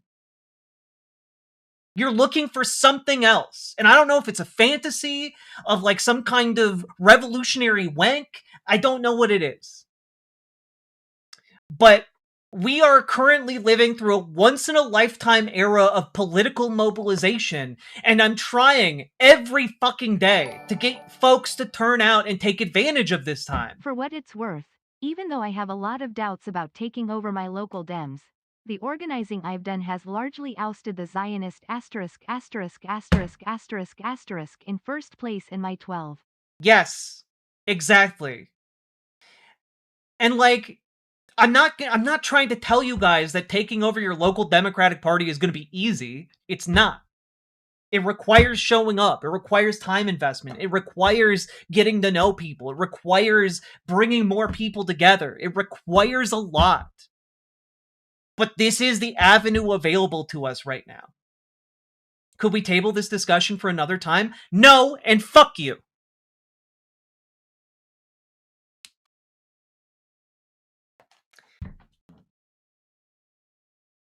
If you really care about lesser of two evils, go organize locally for ranked choice voting. Literally any path forward right now is contingent on organizing. And the people most sympathetic to your, like an attempt to get, like, ranked choice voting passed, or star voting, whatever kind of voting you are personally an advocate for that is beyond first past the post, like, they're gonna be your local Democrats, your local DSA members.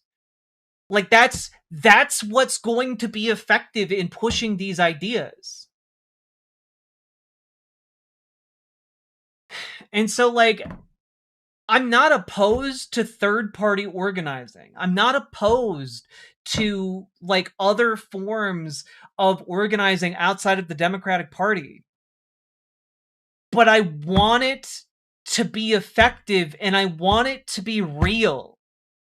I'm so sick of every 4 years or every 2 years hearing about some third party. Oh, Jimmy Dore's running for president again. Oh, well, look at that. One of the Green Party candidates emerged from hibernation to like try and run for president again. Oh, look, the Libertarians are running someone again. And like, it's just fucking wank, man. ***** Micah Lasher. Granted, that puts Jack fucking Schlossberg or Alex Palantir Boers in first place. It's still better than Lasher. Oof. Alex Palantir. Ugh. I want actual change. I do not want the illusion of change. I want actual change.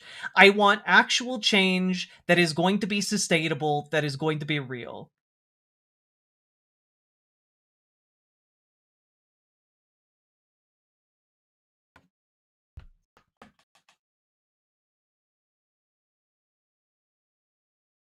That is all I want. The main thing that I want is for real change in a leftward direction. That is what I want. It is what I desire. I am under no illusions that I'm going to get a candidate that is going to move us as far left as I want at any point. And I fully expect that this is going to be something that consumes my life until I die. But the thing that fucking pisses me off is, like, the idea that recognizing one option as better than another option is the reason we got here. That's not it. Presented with two options, choosing the better option, that's not the paradigm that got us here. It's literally everything else that happens between those choices. Those moments of choice.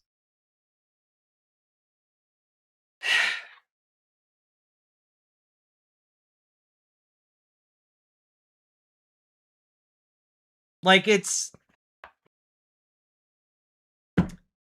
do you think it's harmful for people like Hassan Piker to say he'd vote third party if the candidate is another corporate Dem like Gavin Newsom? Or is Hassan trying to encourage more of a push to the left? Hassan's trying to encourage more of a push to the left. He's aware of the size of his platform and is trying to code his language accordingly. That's my understanding. Oh, please, it's so cringe to shame people for voting with their conscience. Holy fuck. What?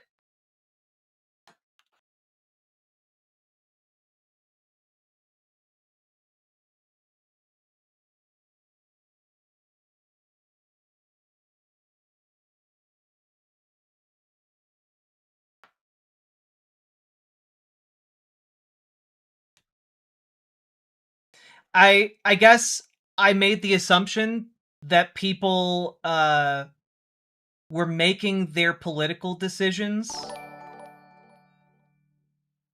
out of a desire. The size of his head? Probably. I guess I was assuming people are making their political decisions based on their utility rather than as, like, an expression of their truest self. But maybe that is erroneous on my part. I would love it if we were all on the same page about that, but I recognize that might not be the case.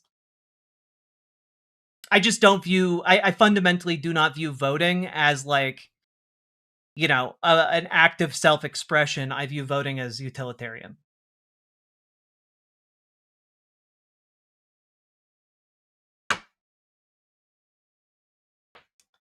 It's a tool. Imagine losing to, of all people, the French. True.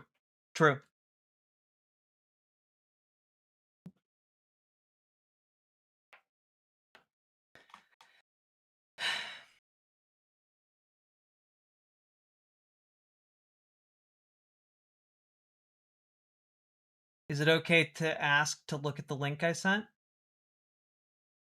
I mean, if you sent the link in YouTube chat, YouTube chatters can't post links, so... Can we move on? None of these people are trolls. It's why I'm engaging with this conversation. People, like, look, there are good faith attempts to engage in this conversation. Yeah, and I'm not assuming any bad faith is happening here. Sent it in a donor earlier in site chat. Okay, no, we're not going to watch the full Jimmy Dore debate from 2016. But I do like that debate. It's very good. Also, love the Majority Report. Sake Tanuki. Yeah, Madbox NC is not a troll. I will fight for your honor, Madbox. Don't worry. What is this, Sake Tanuki?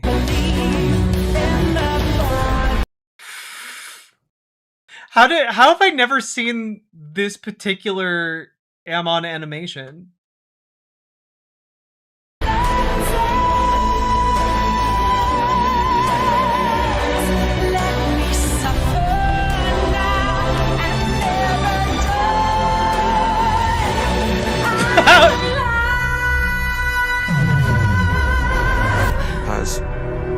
It's me. Bernie?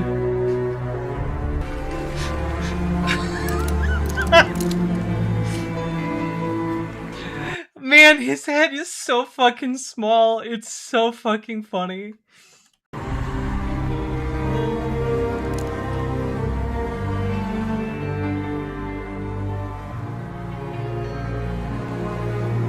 What the fuck? His fucking mitts! Look at his fucking mitts, man! What took you this long, dude?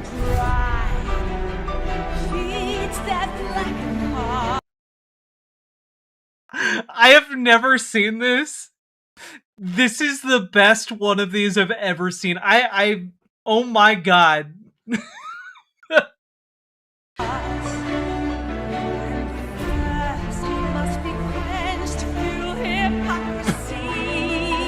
Oh no, you know, not everything ages well. It's okay.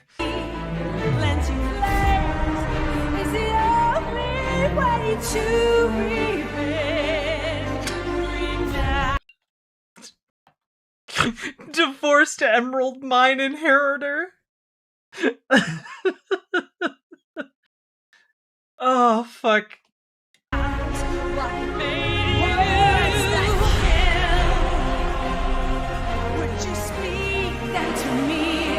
You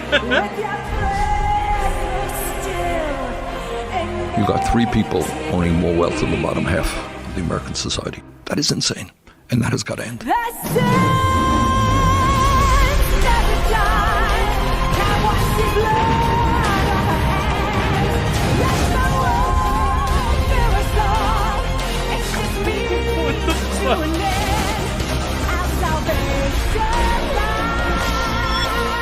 Okay, also, controversial opinion.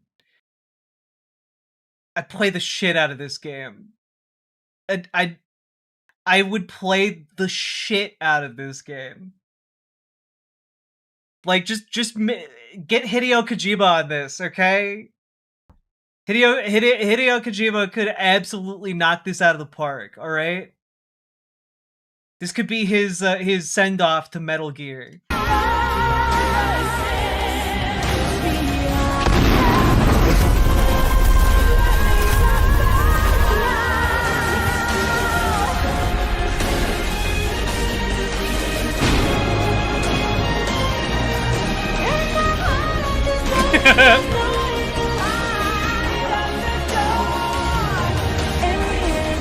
It's as if some evil demon decided to take over the human species and drive them to self-destruction. And much of the world is trying to counter it.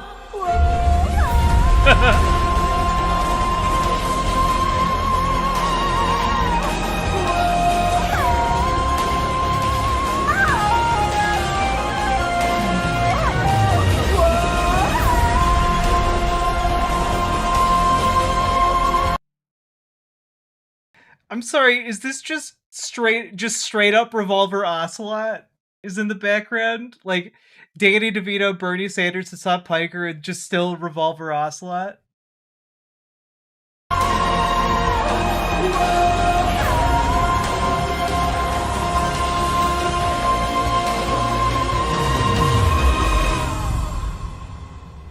Incredible. Well done.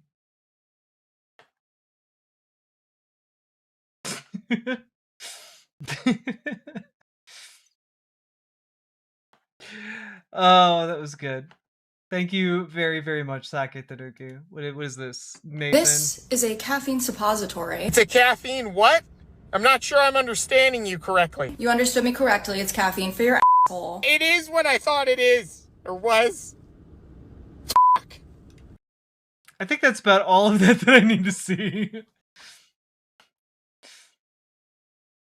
Why would you ever need a caffeine repository? Why would you need that? Suppository.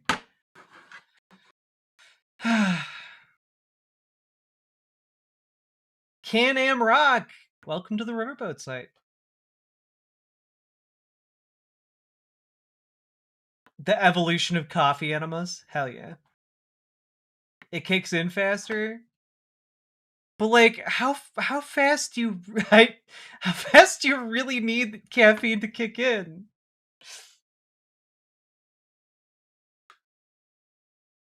I just wanted the accurate Hassan head sizing clip. I know, but like that entire thing was still incredible. God, Riverboat Jack, did you ever boof nothing before? listen. Don't judge my life. Don't look at the cover of the book of my life and assume you know me.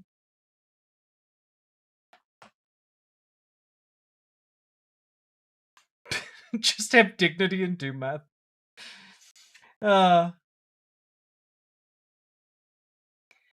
Paradisia Pen found you on YouTube. The ICE occupation happened in The your rest city. of the video is just as epic. Hell yeah. Hell yeah, Sake. Thank you for the 5 tier 1 subs. Found you on YouTube when the ICE occupation happened in your city and have been loving the call-in show with bigots, etc. Yeah, it's fun. I should be on again next week. Let me just double check. Yes, I should be on next week on the 23rd as well. It's Friday. Will we watch Holy Mac? No.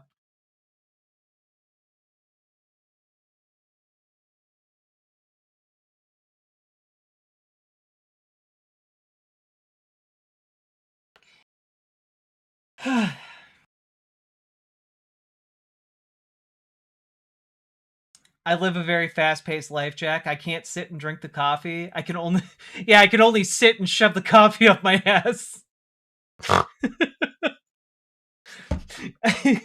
I live too quickly and dangerously to drink coffee. I have to summarize it all into one fluid motion of sitting on my coffee right up into that asshole and then get going. Literally and figuratively. What a moment to join the stream, indeed. Guys, would you believe it if I said we haven't even done our first segment? We've been going for over 2 hours now. How the fuck does that happen? Rawr. How have we been talking for 2? Guys, I prepped 1, 2, 3, 4, 5, 6 segments tonight. I have 6 of them. If I'm an asterisk on caffeine, then maybe. Why were there so many asterisks?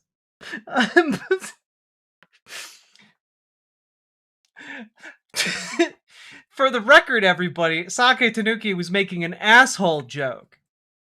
Not if I'm a motherfucker on caffeine. You got the neurodivergent sidetrack time? I guess so. It's like bullet time, but it's infinitely worse.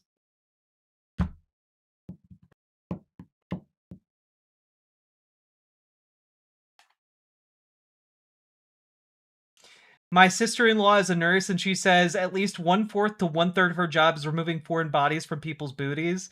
Why must mankind do this? Why must mankind not have proper sex ed? Okay? Guys, if you're putting anything in your butthole, make sure it has a flanged edge. It's not... Guys, it's not difficult. Also, guys, butthole toys aren't expensive. Just go to a fucking sex shop. Go to a sex shop. Get something that's made to go up your asshole. Maybe we should get a third party to work on these segments we still need to get to. Maybe so.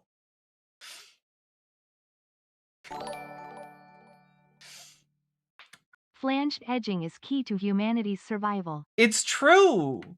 Unironically, the flanged edge is right up there with the invention of the wheel or the domestication of corn.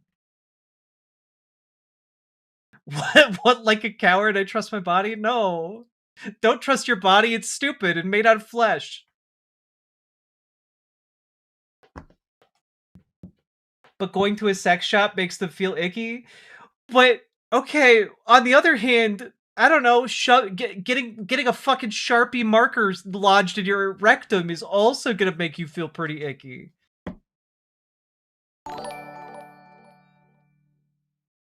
Coffee suppository, when you need to let ya mocha, poke ya.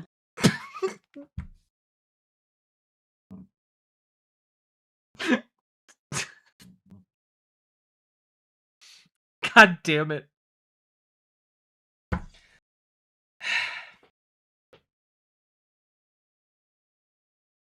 Jack, what could you guess would be a third-party view on anal sex toys? I guess it would be like Goatsy or something. I only play with NFT's non-flanged toys. What? No! That's how you get things lost in there. We also need to push sex education in order to avoid cults. We do. But Sake Tanuki, thank you for the 5 tier 1 subs. Very generous of you. Thank you for supporting the show. But I need to direct a comment over the Twitch chat here. From Sorry You're Blue. As a former 911 dispatcher, ... I agree. Also, if you're bored, seeing how many Barbies you can fit up there is a bad idea. Little pokey fingers, and the paramedics are laughing at you behind the scenes. Why? Why would you put a Barbie up there? That's not even, like, ergonomically designed. No. Also, the answer should be 0. Yeah, I think, Sorry You're Blue, I think you owe us a number. How many Barbies? And it worries me that this seems to not have just been one event. This seems to have been multiple. Go for Ken anyway. He's smoother. The answer was 5. That cannot be true. Let's go Barbie, let's go party. At a certain point, you have to be Okay, guys, look, full disclosure, okay? I enjoy, appropriate things in my butthole. This might be TMI for you guys, but one is incredibly uncomfortable. One Barbie would be already way too uncomfortable. And then you just keep going? You do 5?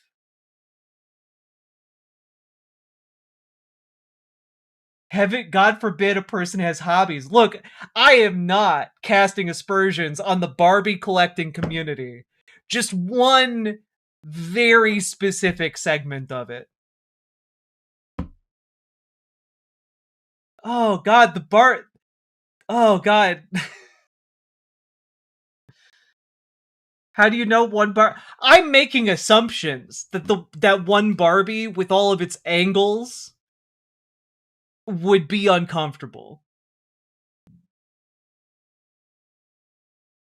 But 5? I bet I could fit 5 Barbies in my ass for science. No. I'm sorry.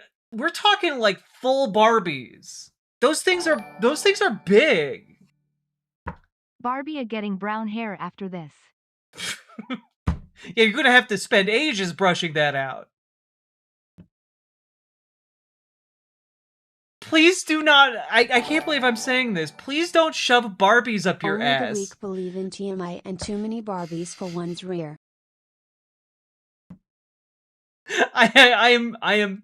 God give me strength, for I am weak. Oh no.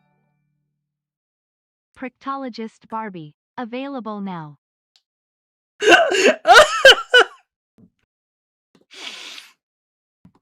Up yours, woke moralists. We'll see who cancels who. Oh God. Oh God.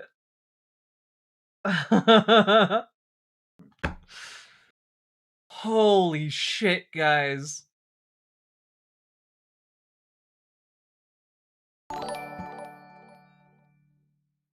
Some of us are clearly built differently. I guess Impressed, so. honestly. If there's some form of medal or commendation, I will recommend you be given one, chatter. I just... Wow. Thank you for the 50 kroner. But how many Barbies is too many? 1, 2, 5. The world may never know. I mean, I'm at a loss for words here. I'm still hung up on Proctologist Barbie available now, to be honest with you. Oh no. Going to figure out the Barbie to Polly Pocket asshole exchange rate, BRB.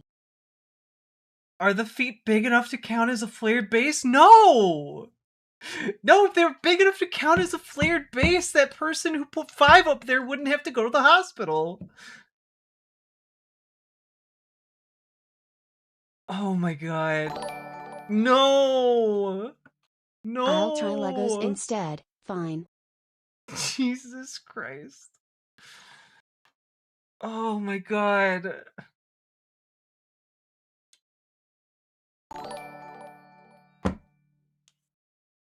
You know Lindsey Graham liked this discussion on Facebook. Not only can you take a load, you can take the ultimate load. Oh god.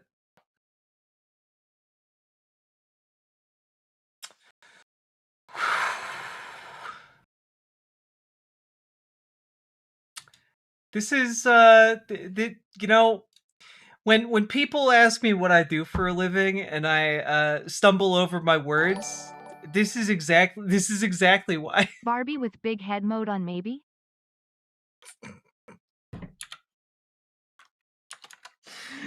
Oh god.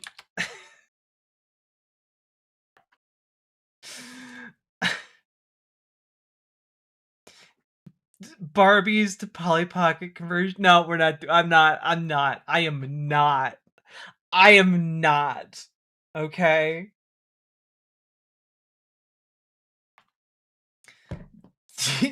Dear God, in what possible context did Peterson say that?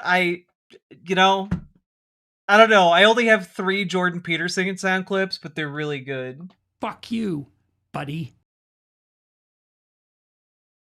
God damn.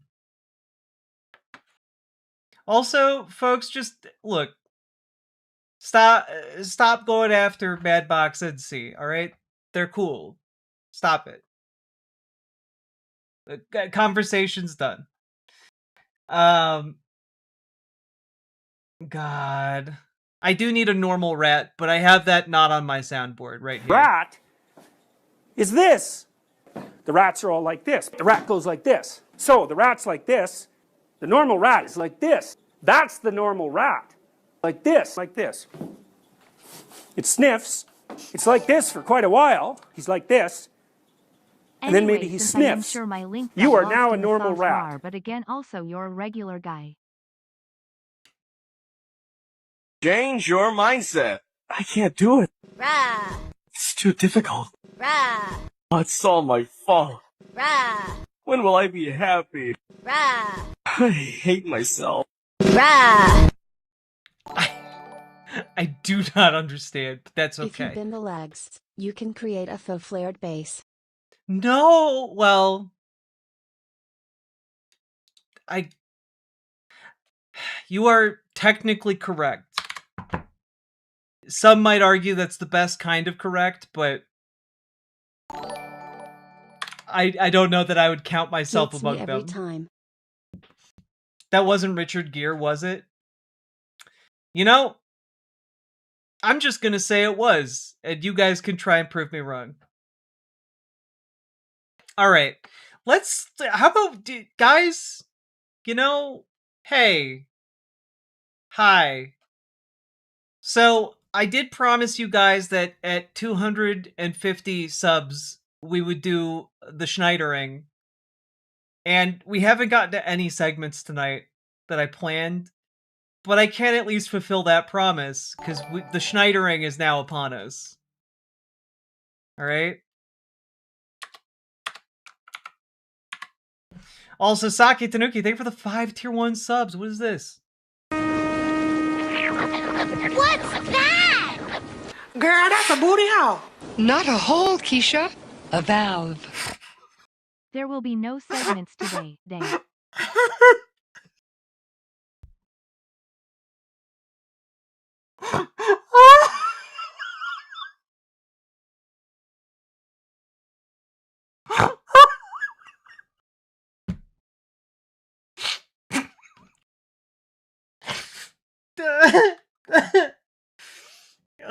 Fuck.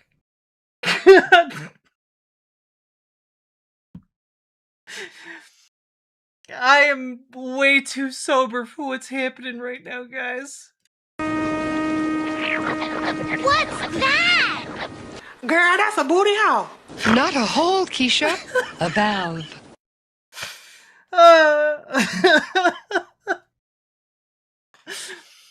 Oh, fuck.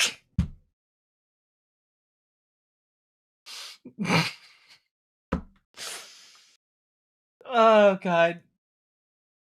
Alright. Okay. Okay. Forgot this, sorry. Like fingering a bowl of oatmeal? Stop.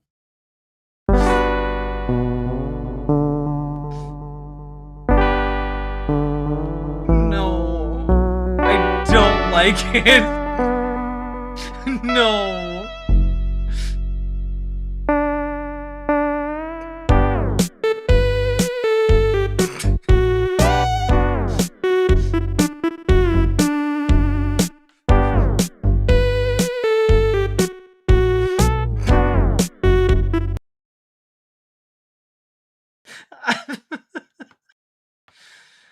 Oh, God. All right.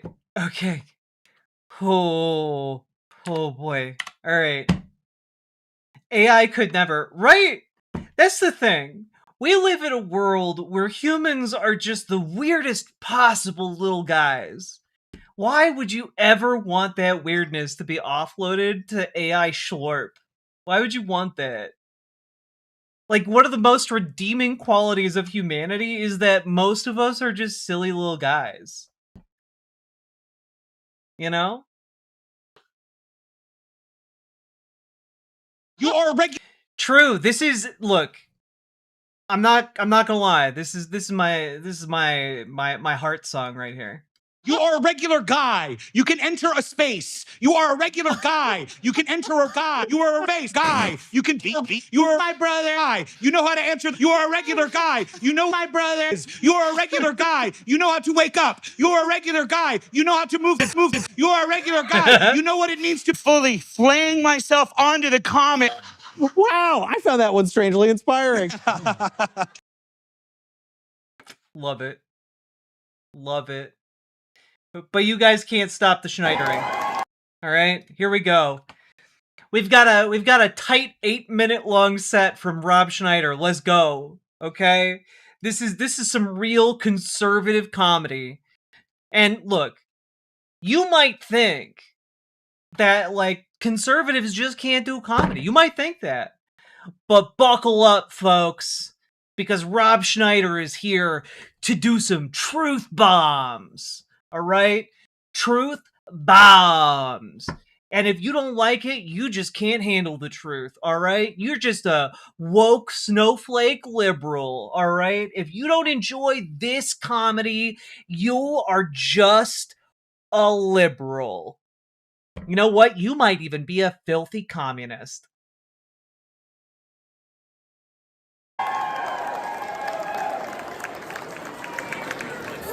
Okay, so right off the bat, I do want to say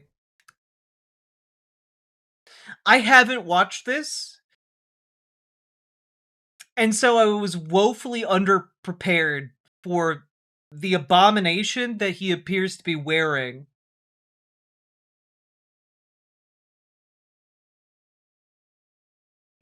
it's like he skinned a seal that was caught in an oil slick. What the hell is he wearing? Thank you so much. Oh, so they got a new woman on The View. Have you heard? Jimmy Kimmel is going to join the cast. How are you? Thank you so much for being out here. Appreciate it. We'll tell you, I'm sorry, man. What are you wearing?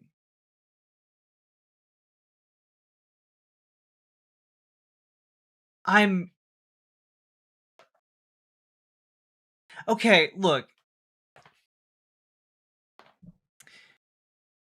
Imagine for a moment you are Rob Schneider. You're gonna go perform at CPAC. You're gonna be, in front of the real America's Voice, the curtain. You've got Newsmax signs around you. The lights are hitting you, and you think to yourself when you blearily wake up out of whatever alcohol-induced haze you have enjoyed the previous night, like, you think to yourself, I want to look good. I want to look good. And so you reach for your something I can only describe as like the vomit of like a Mardi Gras drag queen that has only eaten glitter. Like someone who found like an edible glitter tin and just ate the entire thing, vomited it out onto clothing. And you're like, this is a bold choice. I'm gonna do this. But you know what I really need? To really top off this outfit, I need my sensible, black, unremarkable shoes to go with this absolute drug-induced suit design that I'm gonna go with. And you know what else? Just to make myself look a little bit dignified, I'm gonna wear a gray hat. Now, I'm not gonna lie to you guys. There's a part of me that does not hate this suit. But that part of me is intensely angered by the drab and plain choices of footwear and hatwear when, like, I can very easily see this exact outfit being worn by a goddamn queen out on the town. Okay? Like, this outfit worn by a queen with better shoes and a way bigger hat. If you put a dolphin sticker on him, it would make a Tintin's Lisa Frankfurter from the 90s. I can see it. I can fucking see it. He Rob Schneider just emerging dramatically from the ocean, doing like a backflip, and for whatever reason, his lower half is a mermaid. I can see it. But, like, also, you guys can see what I mean by, like, this outfit would be saved by a much bigger hat. The suit doesn't even fit. He doesn't have the juice to pull it off. I mean, that's true. He didn't even bother getting this tailored, which I do have to say. Look, I understand normal folks not going and getting their clothing tailored. But when you're somebody who has just millions and millions and millions of dollars from Adam Sandler's bank account rolling around in your own bank account, why aren't you getting your clothes tailored? You know? Like, why aren't you doing that? Now, the other thing I have to say is that I hope you all understand that when I say, like, a much bigger hat would save this outfit, I do mean, like, a much bigger hat. I'm talking, like, a hat like this that, like, matches the color of the suit. Obviously, this is not the correct color, but if it was, like, a massive flamboyant hat would save this particular look, as long as you had the proper footwear to go along with it. You know, like you have to have the confidence of what's the oh god, what's his name?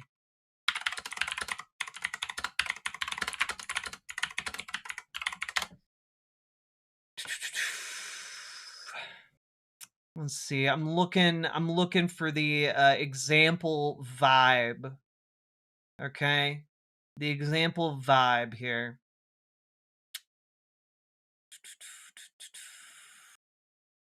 These are not the example vibes.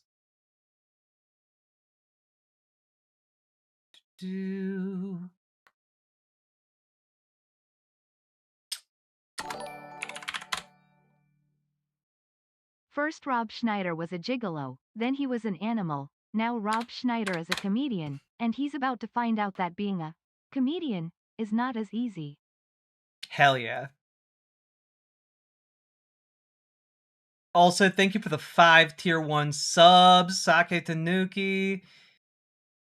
Oh, you know what? I got it. Rated Poo 13. All right. This is the exact energy that would save Rob Schneider's outfit. And ironically, Rob Schneider hates everything about this. You know? Rob Schneider aspires to have queer fashion, but, like, cannot actually pull it off. And it's why he's so salty about the LGBTQs, you know? Like, if his outfit was worn well, with this kind of confidence and this kind of vision, it would work. Okay? Lil Nas X at the 2022 VMA red carpet, by the way, just as an FYI. Something happened when I was able to get lunch. I just got off the plane from Europe. And why is he talking like someone who just like wandered onto the stage? Like, I just got off the plane from Europe and now I'm here. What's going on? Oh, my name's... You got my name behind me. I gotta catch a plane in like 15 minutes, so, how you doing, everybody? we went out to a place. God, okay. I'm seeing Amadeus Mozart saying Lil Nas X should steal the fit. Unironically, the metrosexual movement was more genuine and better pulled off. Than Rob Schneider's outfit? Absolutely. Metrosexuals, like, were 1000% way better dressed. Okay? Also, hello, Caroline Kwan Raiders. Welcome, everybody. My name's Revo Jack. I talk about the news and politics. So obviously we're covering Rob Schneider's set from CPAC. I'm a socialist, trans lady, she, her pronouns. Hello. Welcome, everybody. Make yourself cozy. Come on in. Get yourself a drink and a snack. Lil Nas X should rescue the suit. Look, Lil Nas X could save this suit. I do believe it. However, I do think that Lil Nas X is better than this suit. Okay? Like, come on. Like, he's better than this suit. All I'm saying is, if somebody were to look at this suit and to say, I want to pull it off, they would need to wear it with confidence. It would need to be tailored. It would need to be someone who's not Rob Schneider, who, again, appears to be drunk in an airport while doing this set. And I know it's not at an airport. He just has that airport energy, right? And he turned a flashy Porsche wrap into a suit. Yeah, fun fact, one of the first comedians ever to do that. Not the only one, but one of the first. Now, again, the accessorizing on this really bothers me, but I've talked too much about his outfit.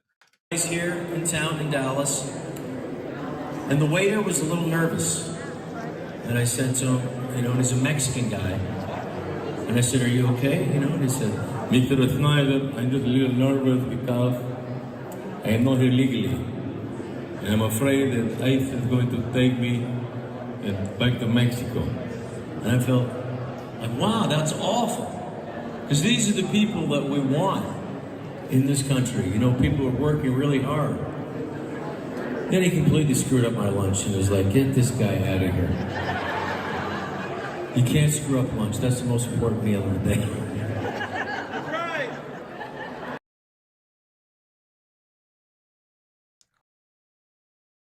Wow, we've got some really hard-hitting comedy here. Really contemporary. Definitely not engaging in age-old racist stereotypes that would have, even by a 1920s stand-up routine done for the KKK, this would have been considered old and shitty. Can we just be real? Even if you were a stand-up comedian in front of the KKK and cracking jokes like this, they all would have been like, "Ugh, we've heard that 20 times today. Get new material, boo!" It's really pathetic.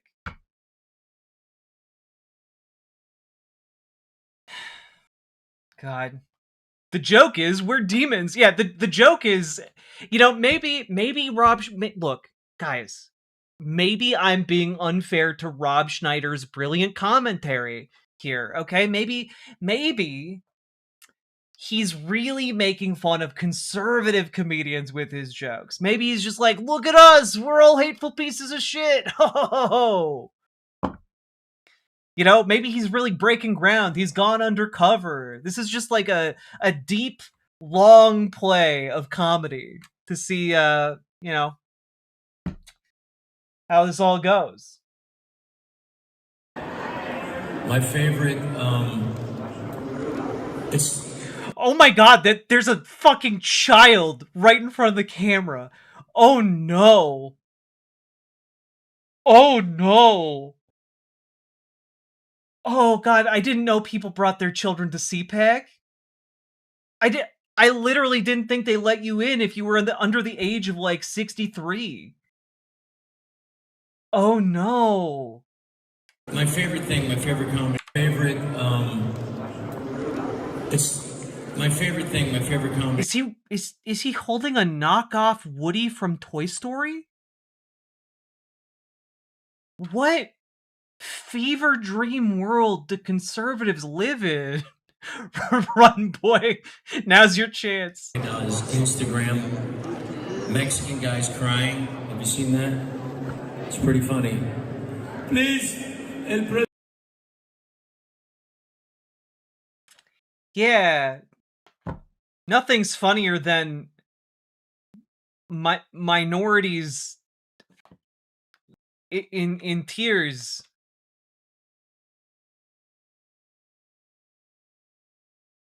This is so much worse than I thought it would be. It's CPAC, you know why the child is here? No! God. Presidente Trump, don't take my mother-in-law back to Mexico.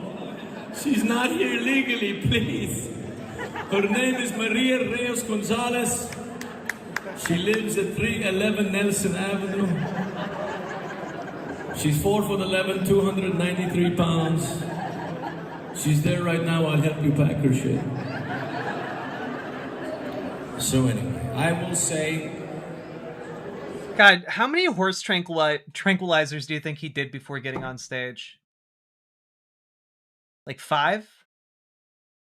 That seems to be a recurring number tonight, but let's just say 5. Because, dude does not seem like he's okay.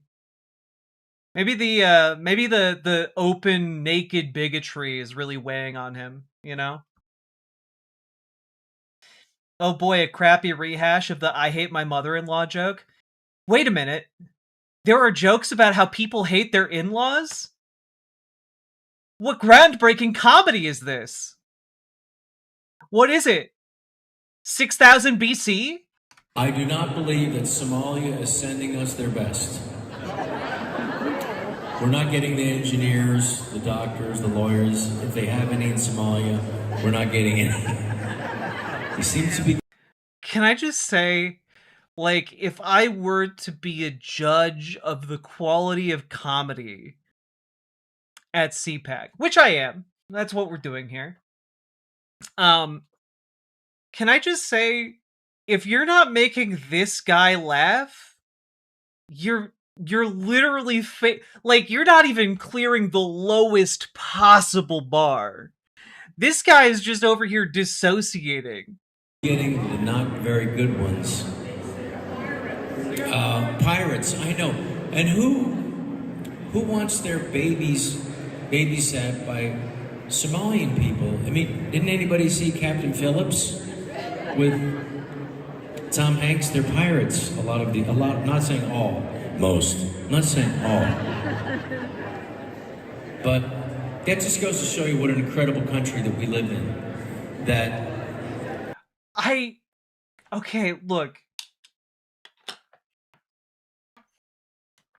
I have not seen Captain Phillips.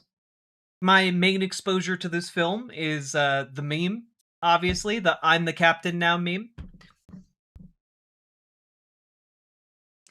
But I don't think any part of the Captain Phillips movie was trying to send a message about how Somalian people shouldn't watch your kids.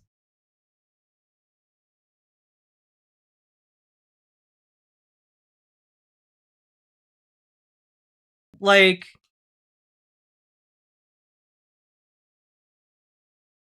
I'm utterly baffled by this.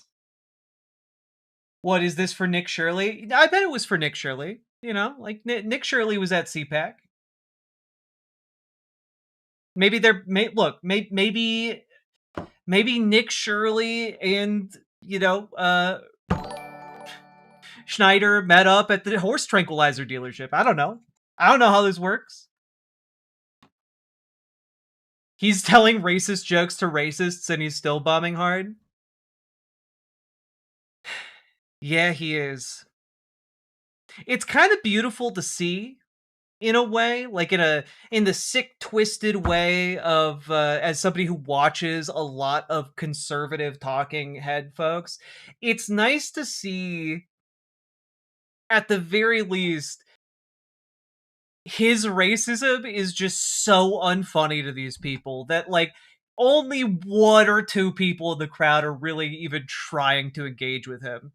People can come over here. They don't even have to be legal. From Somalia, they can just come over here, marry their brother, and then open up a Leering Center, and the next thing you know... No, it's incredible. How rich is this country where Somalians could be stealing billions of dollars from us and we don't even notice? How incredible. I mean, at least as rich as Adam Sandler, am I right, folks? It's like, imagine you can have $100,000 in your pocket and it just goes missing. You go, oh, I don't know, I got another $100,000 over here. This is going to sound terrible, maybe a little racist, so I won't say it. I can't get over the fact that we now know there's like a child right below the frame who's like listening to this, you know? Also, like, you haven't even gotten to your racist material, man? Is this Netflix? Yeah, you look, after the Dave Chappelle train, you know, Netflix is really, really hurting for their stand-up. Because you guys are all filming this. But let me see. I had some points. I just got back from Hungary, where the It's nice Hungarian to see American bombing in a way that kills from boredom. This was actually, you know, back in the 70s, the CIA did a lot of experiments with the tactical comedian bombings. And they were never able to successfully weaponize it until today, where it has now, of course, been utilized on American soil, meaning we have to go to war with ourselves. Donald Trump, Viktor Orban is there. He's a great guy. And yeah, you're all America first, right? Anyway, let's all clap like trade seals for Hungarian Donald Trump. It's an amazing free country, and it doesn't have the what the rest of Western Europe has. They've managed to keep that country free, and I hope. Okay, genuine question: how much money do you think the Viktor Orban government gave to Rob Schneider? Genuine question, right? I'm guessing like $5 million. None. He does it for free. I bet he got paid like moderate Adam Sandler money, like Adam Sandler cameo money. You know, $30. Well, keep in mind, guys. Hungary under Viktor Orban, and this is one of the real big reasons why Viktor Orban's defeat was a really big deal, because his political party spent more on political, like, messaging than any other country in the entirety of the European Union.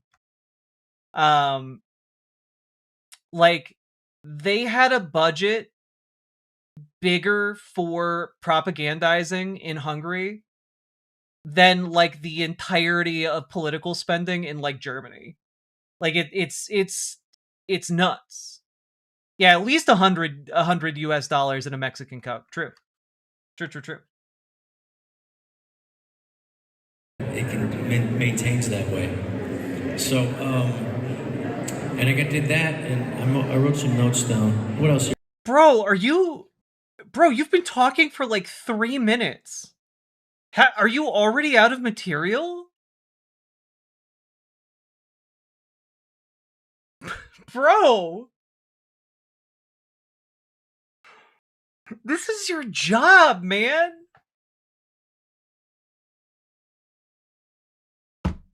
That's nuts! Danger Vids, thank you for the 100 bits. Is that Brace Belden from TrueAnon in the crowd? Or the best part of this is that Brace Belden from TrueAnon is in the crowd and Schneider thinks he's a fan. Oh, dear. Oh, the Chinese Bible that the government... this guy... of China puts in. You know, the famous biblical quote of Jesus when he goes, they're about to stone this woman. And Jesus says, those who have committed no sin cast the first stone. Dude, he's fucking struggling. When you all remember the Chinese Bible, that part, the Bible that they put it out in China, where it says, well, about the woman who's about to be stoned, Jesus says, 420, brah! Then they all have a good time together. That's in the Chinese Bible. That's right. It's so bad and stupid. The divorce energy is dripping off of him. That's actually the material of his suit. Believe it or not.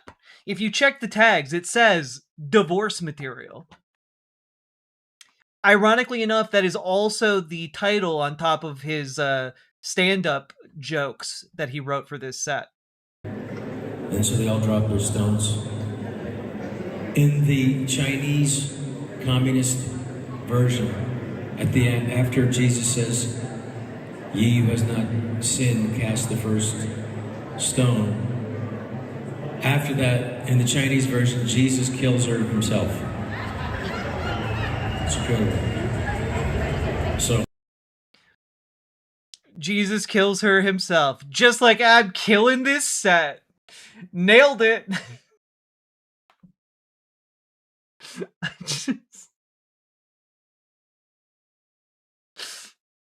The joke, you guys don't get the joke? The joke is Chinese Bible. That's the joke. The joke is China Bible. China Bible. That's it. Is that Nick Shirley over there? Nick! That is. Is that him? God, he did this. He literally did this entire set for fucking Nick Shirley, man. Holy shit.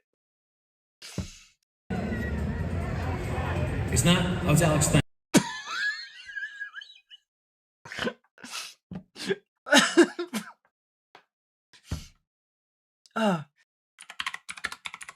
Just real quick.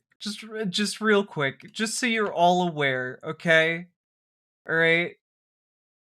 Real fucking quick. So, this is Alex Stein. Nick Shirley. And, this is Nick Shirley. Now, as you can tell, they do not look remotely alike.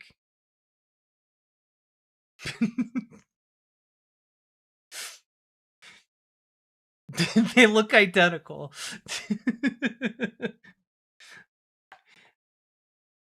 Well, look, if you're Rob Schneider, they look exactly the same because Rob only sees race, all right? It's the only thing. He's a really hard time telling different white people apart because he only sees race. God.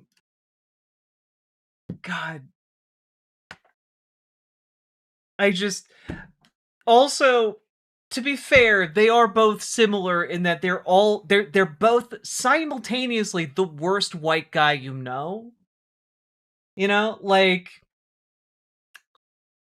Alex Stein thinks that holograms did 9/11 and has a really disturbing bit on his show where he has a black man come out in chains and eat a banana out of his hands, and I'm not kidding. That's the thing he did. It's really fucking weird and gross. And he still has a show and is invited to all these different places.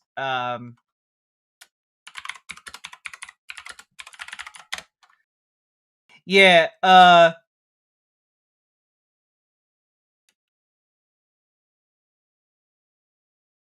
just as an FYI, that is real. And I'm sorry, just have a banana. Just eat the banana. Eat the banana, it's gonna be okay. Eat the banana. Eat the banana.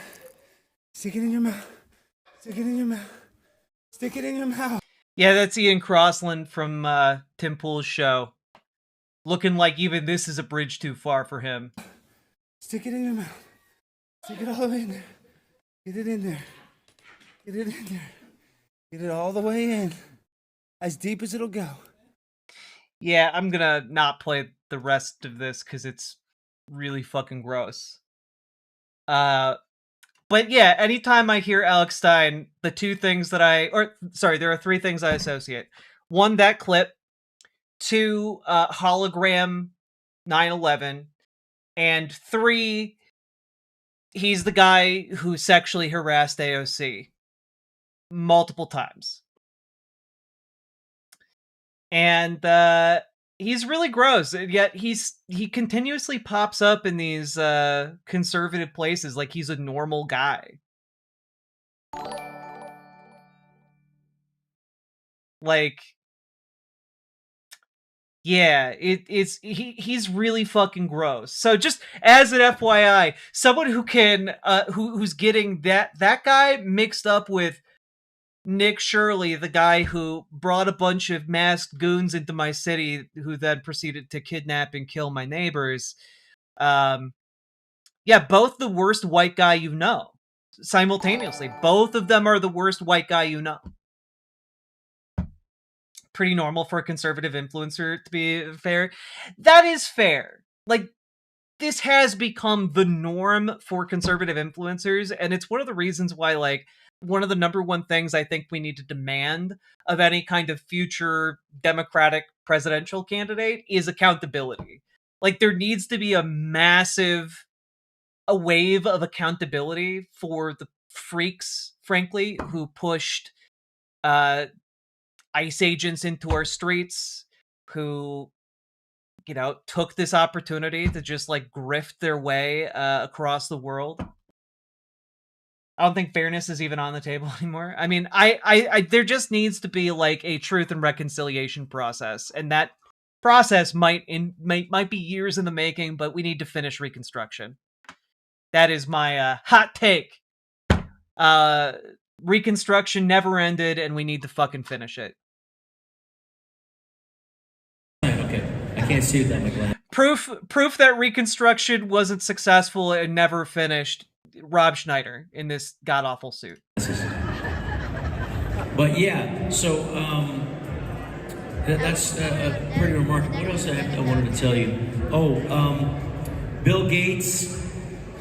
Oh yeah, I need to look. My material's too good. I had to write it all down, guys. I never could contain it in my massively entertaining mind. Came out that Jeffrey Epstein said in those papers that he's a very good source, by the way. I think a very believable source, Jeffrey Epstein. That Bill Gates apparently got STDs from Russian hookers too. Yeah, the guy yells out over there. And then he tried to get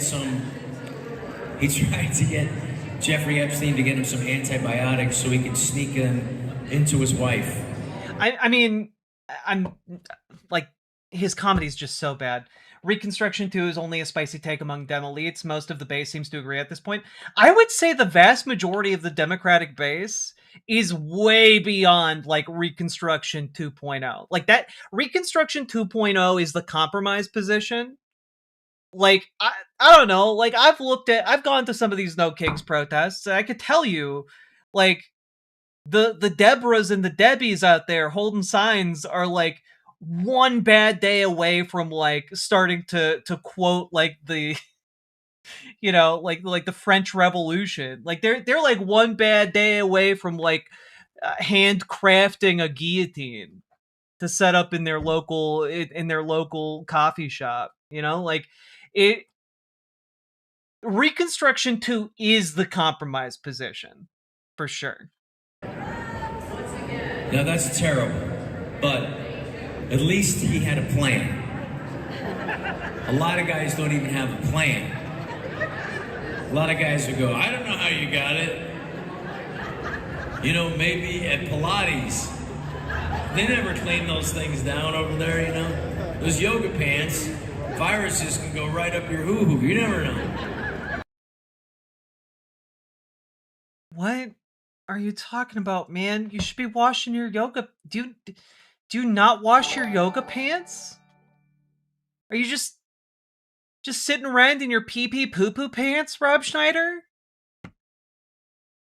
Why are you doing this? Okay, look. Cards on the table, everybody. I wanted to try and look cool in front of the hundreds of people that came in earlier, but I do have to say, right before you guys came in, someone in chat shared a story about how, as a 911 operator, they had multiple calls about people who shoved Barbie dolls up their asses. And I just have to say, when we learned that the record for number of Barbie dolls shoved up a man's ass was 5, which is altogether, in my opinion, too many.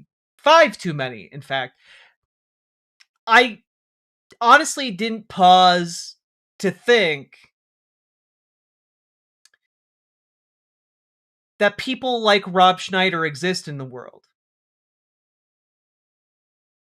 Because, like, when I sit back and I think, who on earth is sitting around trying to see how many Barbie dolls they can shove up their ass. I just was like, well, no one would do that. And now I'm seeing Rob Schneider clearly fucked up on something. And seeing this comedy, it's very clear to me that Rob Schneider is that man. Rob Schneider is Barbie Spelunker. coming this fall, 2026. The next Adam Sandler series. It's going to be 5 films. One for each Barbie.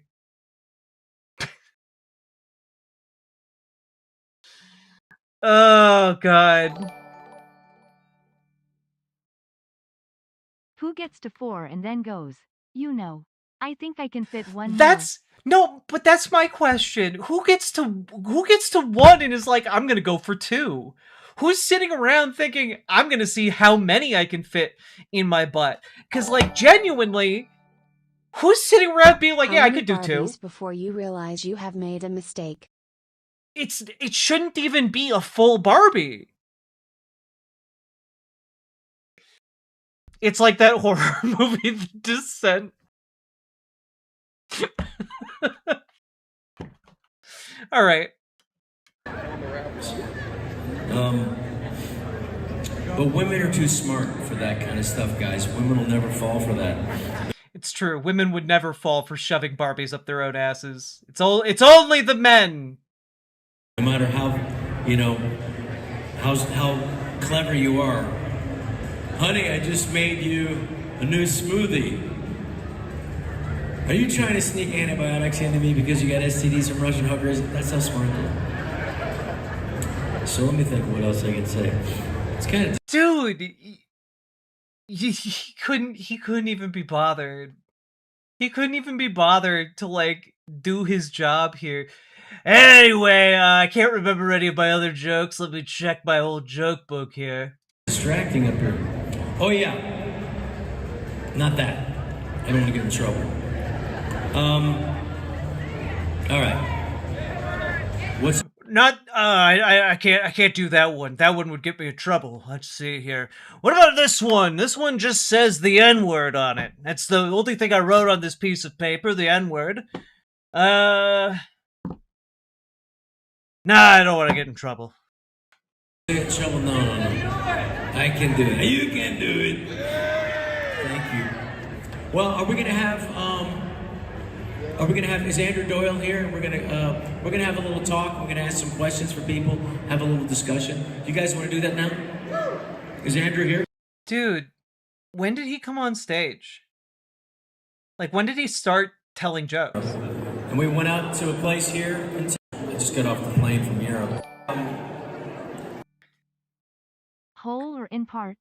Also, do accessories count? Is someone shoving the 93 pink Mustang in there too? I mean, definitely Rob Schneider. Look at his outfit. Like, it would match. But also, I have to imagine it's just the Barbie without the clothes, right? Like, you're not gonna... we're not going deeper into this discussion, unlike whoever shoved 5 Barbies up their ass. All right. So he starts doing comedy at like 20 seconds in, and then you're at like 6. Distracting up here. Oh, yeah. Not that. I don't want to get in trouble. Do it. Are we going to have this discussion? You guys want to do that now? Are we going to do that, or are we going to do that after? You can do it. I already did it. You did it. And anyway, so let me see if I have something that I wanted to tell you. That was I think he's only done like 3 minutes of actual attempts at comedy. Oh, well, I'm going to come back up here with a couple of guys, and we'll go over some of the stuff that's happening in the country and what we need to work on as a next. So yeah, this guy really has some good political ideas, folks. I think we should listen to him. He really seems like he's got his shit together. Like, he's got good ideas. Who's going to come up and do some? Who is it? Who am I introducing next? John Mellis? You're judging him way too harshly. It would be hard to perform like that if there was a man in the audience shoving Barbies up his ass. No. You don't understand. You don't understand. Rob Schneider's the man in the audience shoving Barbies up his ass. That's what he was doing right before he got on stage. Set? All right, I'm going to sing for you. So who's... I will. You guys come up here. We're going to have music, and then I'm going to come back up. And that's the rumor I just heard. And then, so you guys stick around for a little bit, and I'll come back. And he never came back on stage. He never came back on stage. Wait, I want to see this. Y'all give it up for Rob Schneider. He will be back in just a little bit. We're going to have a panel discussion after these performers and make sure people hear what they have to say. They really they really did the political equivalent of like the crook, like the shepherd's hook, and like pulling him off the stage. They did the modern day equivalent of that. That's crazy. He was a man who sucked. I don't know. I feel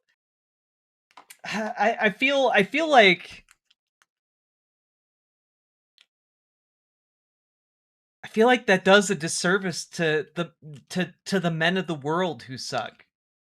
You know? Because there are a lot of guys who suck. I just don't think Rob Schneider doesn't suck. He does something entirely different.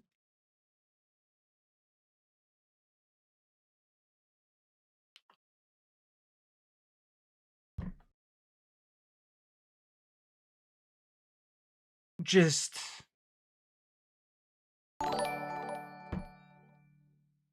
I'd rather watch the Barbie dude or even dude with jar than more Rob Schneider. I mean, he blows, but only in the way that a bomb blows, you know? I've never seen someone bomb that hard at comedy. To his autobiography, Touching the Void, My Journey to 6 Barbies by Rob Schneider. Into the Abyss. My journey to 7 Barbies. Oh, God. Oh, God. Show me where the guys who suck and blow. Oh, there and back again. A Barbie man's journey. No, a Barbie boy's journey into becoming a Barbie man. For a few Barbies more. We can't... Guys, stop. Ugh.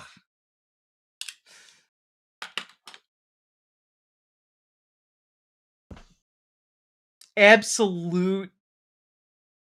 you know, my expectations going into this were already abysmally low, but genuinely, this somehow squeezed under that bar.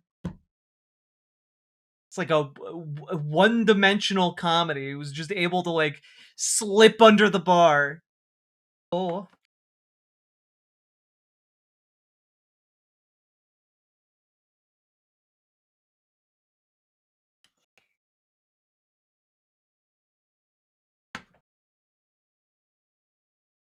Hello. Thank you to everyone who stayed. You are strong. You've survived. Chatter's dropping like flies. It's true. We lost over 300 people on Twitch alone. Mattel got to the stream. Man, I wanted to keep riffing and making fun of Rob Schneider for a while. Man. We literally lost like 400, 500 people. That's so sad. Oh well. What happened? At like 3:12 to 3:15, at least 2 to 3 times a week, my ISP like does a reboot of the system, and like it knocks out my internet for exactly the amount of time to knock the stream out. And it's very, You very... fools, that was the Dono ghost. Oh shit, Nathan, it might have been the Dono ghost. It's true. Thanks, Obama. They're quitters, you don't need them? True, true. Anyway, Rob Schneider's favorite film, obviously, is Holes, but not for the reason you'd expect.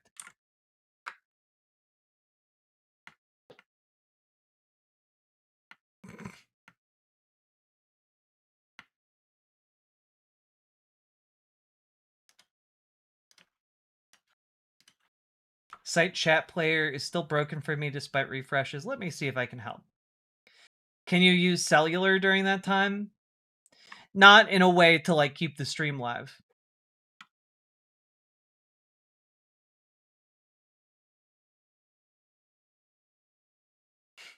Don Obama. Anyway, I wanted to at least end that Rob Schneider segment. If guys, look, I don't know how to make this appeal any stronger. If you aren't doing organizing with your local Dems and your local DSA, I want you to know that Rob Schneider is organizing with the Republicans.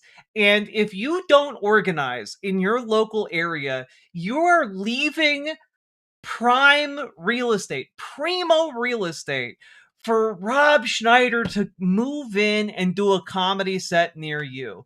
You need to organize, because if you don't, they will be dropping bombs all across America. Okay? It's gonna be comedy that was stale back during the Mesozoic era, okay? Like, you gotta organize. Otherwise, no venue is safe. No bar or airport lounge will ever be a place of refuge for you. Only you can prevent Schneider comedy, it's true.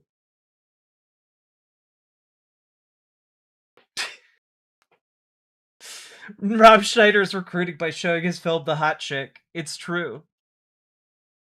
If Rob Schneider can... Look, if Rob Schneider can do it coked up on like 12 different horse tranquilizers, you can do it on at least half that. Alright? Like, I have faith in you guys. And I think we're setting the bar pretty low for our political activism. I think you guys can get involved more in your local politics than Rob Schneider can get involved in just about anything outside of Mattel's product line. All right? So, all that being said, if you got anything out of this, hit the like button, hit the subscribe button, and also leave a comment. Let me know how many Barbies you think he had inside of him all along. And also, this is the worst. This is like the worst thing I've ever covered. Also, check out ImageOlivia.com. Gender euphoric lingerie designed from the ground up for trans femmes. Also tested with cis men, cis women, non-binary folks, etc. It's wonderful. It fits. It's not tucking. It's elegant. It's sexy. Go check it out. ImageOlivia.com. Link down in the description. And let's keep on going.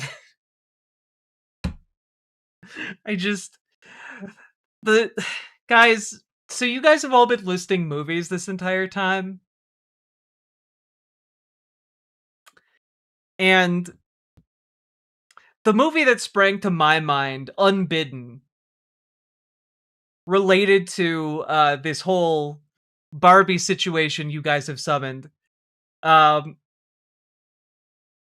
is of course 127 hours. And I don't know how to I don't even know what kind of scenario this would be that would involve Rob Schneider.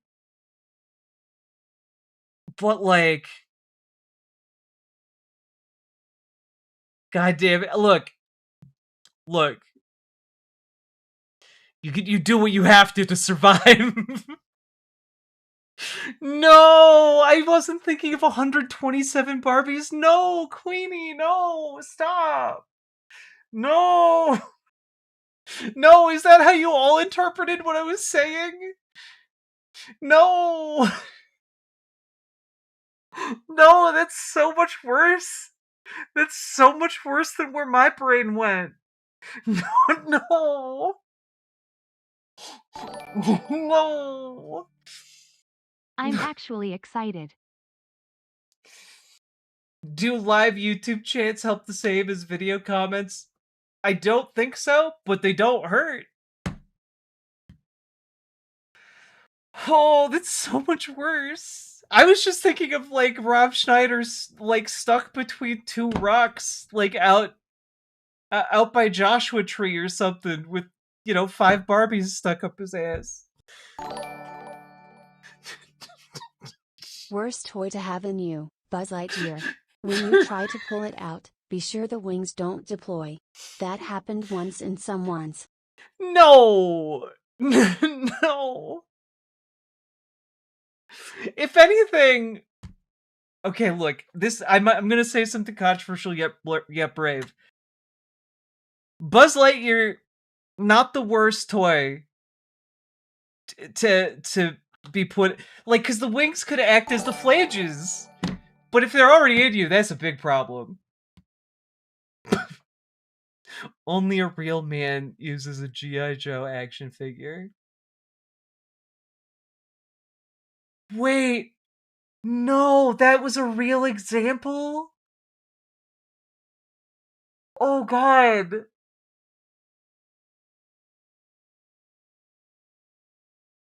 Also, I don't know if you were here earlier, but like, the 5 Barbies was real. Barbies is 5.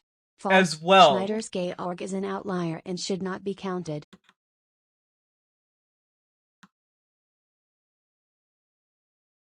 Schneider's Gorg?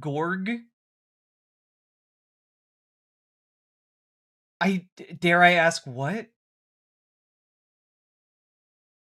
Did that person survive? Well, according to the chatter who claimed to be a 911 operator... To infinity and behind.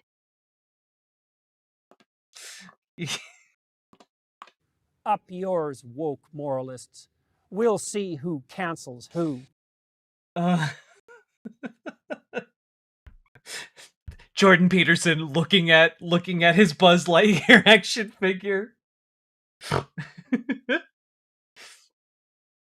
Sake Tanuki, thank you for the 2 tier 1 subs and that excellent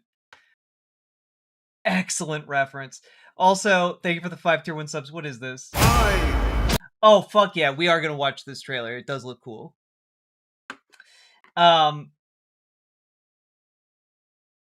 But yes, the chatter who originally proposed the 5 Barbie limit was a 911 operator who said that you should definitely call 911 if you've put a Barbie up your ass, and that the record was 5, and that everyone in the ambulance made fun of him.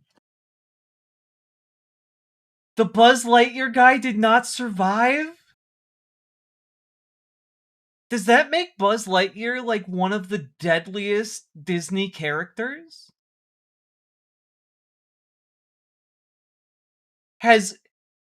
Like...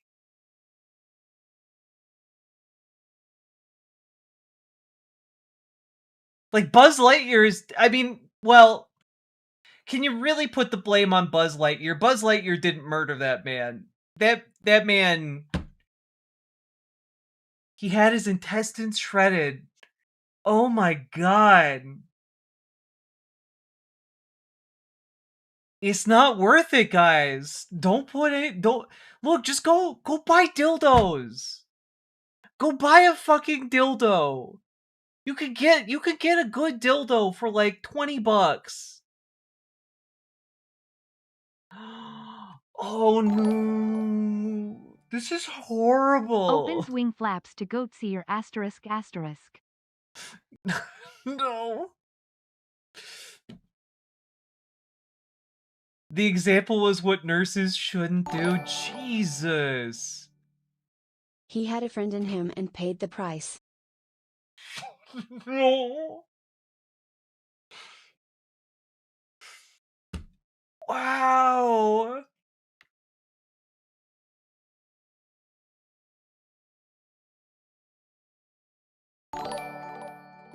No. You've got a friend in you. Jesus. All right, you know what? Let's talk about something not related to eviscerating ourselves by shoving things up our asses. I think we've all agreed. Just don't do that. To 6 inches and beyond. Just go buy a dildo. They're not expensive. And they feel much better in your butt. Get a flared base. That won't eviscerate your insides. Good God. Segment time? Now we're just gonna look at the trailer for Street Fighter. 5, 4, 3, 2, 1. I got good news, y'all. Gathered here are the world's best fighters. I won't deny it, I'm a street fighter. But only one Hell yeah. will be crowned the world champion of street fighting. You win. Perfect. You're not a warrior anymore, you're a sideshow. What's up, MTV? I'm Ken Masters. This is your shot at redemption. Were you gonna show? The path I'm on now is not one of combat. Maybe it's Ken's turn to be champion.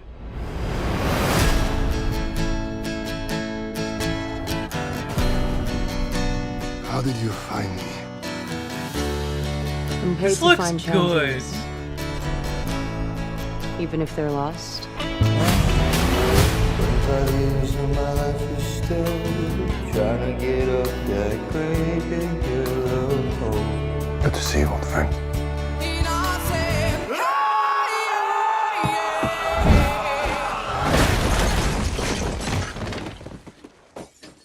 Still reckless.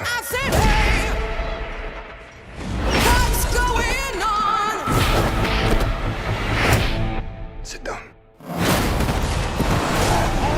This tournament is not what it seems. We have to be ready.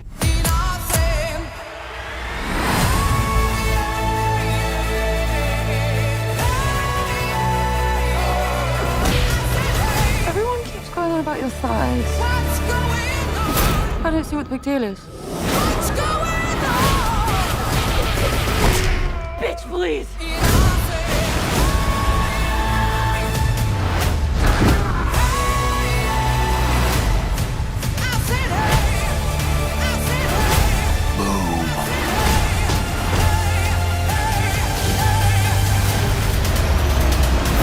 That was some abracadabra shit. Oh, what's going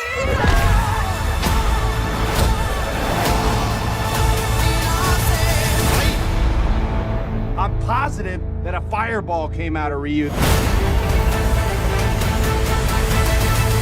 it, Ryu! Perfect. It looks like so much fun. Also, I really hope Cammy and Chun-Li are gay.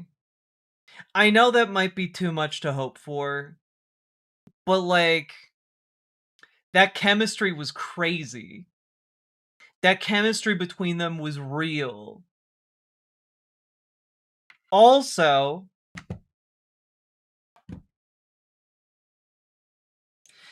I do really like the idea of essentially characters in these fighting tournament movies, games, etc., where like some of them are just like guys, you know, just like, I'm just like a normal guy. I can kick and punch real good. And then other people are just like, yeah, I can shoot fireballs. Oh yeah, you thought we were gonna throw punches at each other? I brought knives. You know, like, oh yeah, you thought this was a normal fight? My arms get all wibbly wobbly like Luffy from One Piece. Oh yeah, you thought you were fighting a regular guy? I turned into a green fucking little Hulk guy who's real fucking weird and gross. Yeah, then there's the green monster guy, exactly.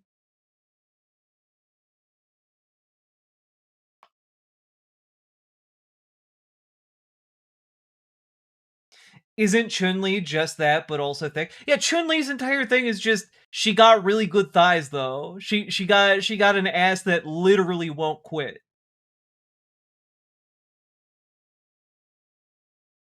And Guile is just like a US military guy with dumb hair.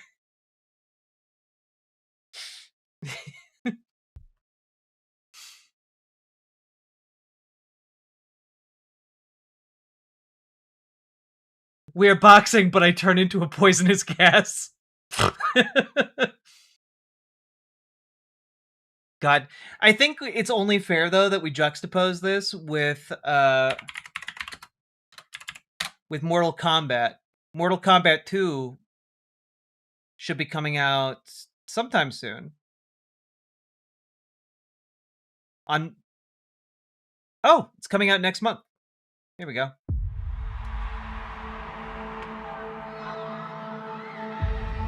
You want to know what makes a hero? Also, I fucking love this guy. I think he's great and everything. It's not destiny. You're not a regular guy, you can shoot fireballs. You're not a regular guy, you can stretch your arms like Luffy. You're not a regular guy, you can shove 6 Barbies up your ass. I feel like Mortal Kombat 2 is less interesting of the two. I think partially it's because like the color palette is less interesting, you know? Mortal Kombat 2 went for like this like, I don't know, kind of washed out aesthetic. It's not something you're born with. It's searching for greatness. Johnny Cage, you have been chosen for Mortal Kombat. Then realizing you've had it in you this entire time. Whoa! I really don't feel comfortable hitting a girl. Don't worry. You won't. Yo! Send me back. I want to go back. The rules of the... Like, I can immediately tell why, like, Street Fighter is much more visually appealing. Like, they're going for, like, brooding, serious Mortal Kombat. Like, it's adult and edgy, but, like, Mortal Kombat is, at heart, a silly franchise. Tournament are simple. Our fates would not be settled by the size of our armies. They would be decided by combat. I'm not some great warrior.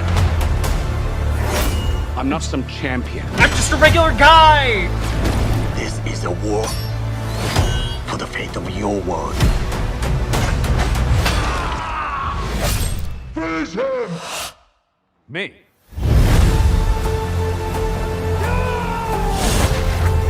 Earth belongs to me. We do not kneel! Our only chance is to face this together. Let's go, baby. You Cage are a part of this now.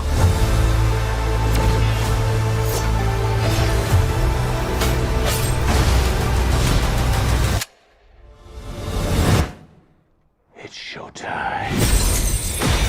Get over here!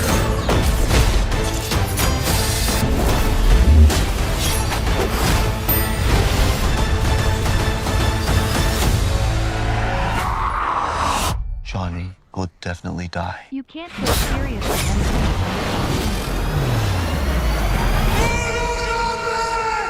No, but like really, Johnny would definitely die though. Like John, like I don't give a fuck like how good Johnny Cage is good at fighting. Like you're going up against literal fucking gods of electricity and like people who have like fucking lizard mouths and shoot fucking things out of their hands. This music would be not so much nicer with something more colorful. It's not even like necessarily like oh, it definitely needs to be more colorful. It's just like if you're doing something with like an inherently silly concept, I can see why they would go with like a more serious, grounded attempt at visuals, but like especially if you're making one of your main characters Johnny Cage. Johnny Cage needs to fucking pop.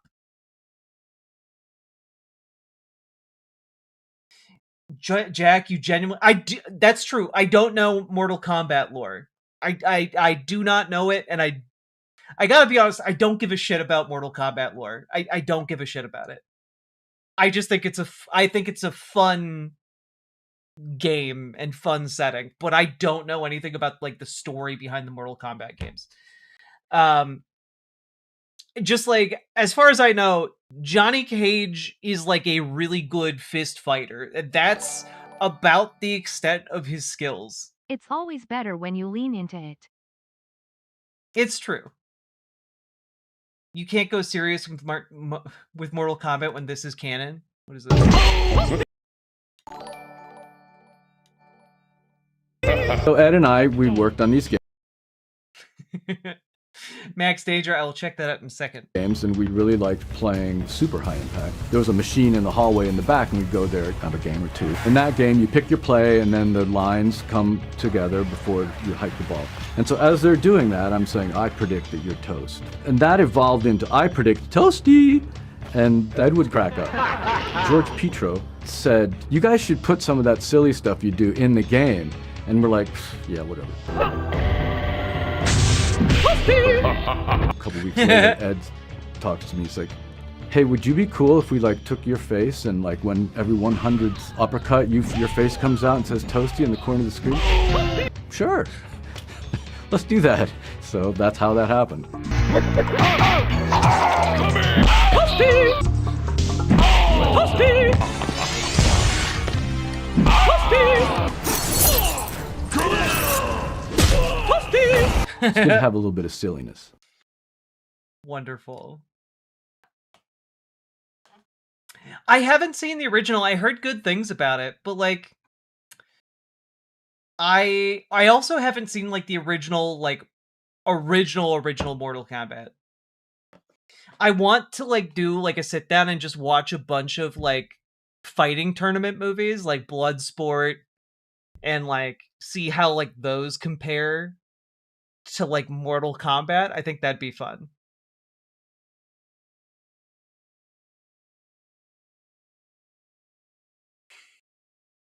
You gotta watch the first one. Hell yeah. You should watch them. Well, my plan is to you know, I get some whiskey or like a good edible and check out some of those fighting movies. I think that'd be fun. I think that'd be a really good time. Street Fighter is the most entertaining because of how bad it is. Oh man. Of course. There we go. Nailed it. Nailed the timing.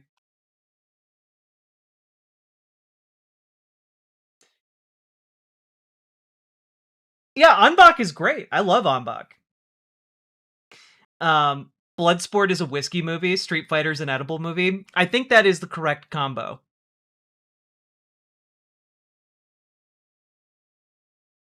Also, is Zardoz a whiskey movie or an edible movie? I think it's an edible movie. It might be a both movie, though.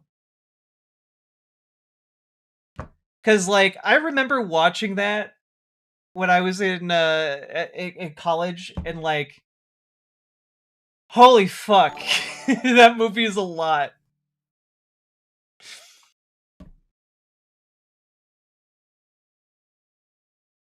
Also, Sake Tanuki, what is this? Thank you for the 5 tier 1 subs. I'm sorry. I don't remember any of it. You don't remember? For you, the day bison graced your village was the most important day of your life. But for me, it was Tuesday. I just have to say,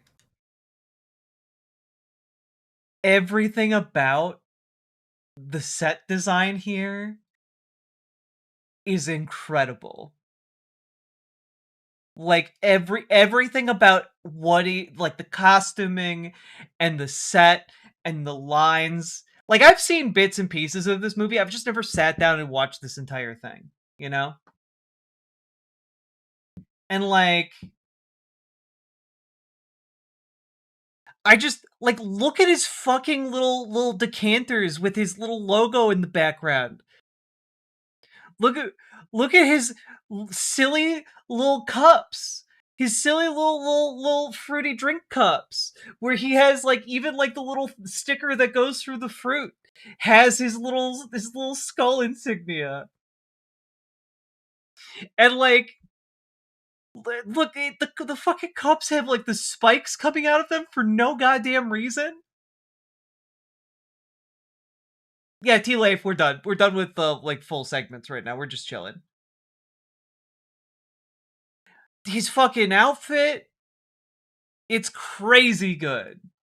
And then the camera pans around, it walks over, and then he's doing the fucking Napoleon painting. He has a knockoff Napoleon painting of himself. It's incredible. It's incredible.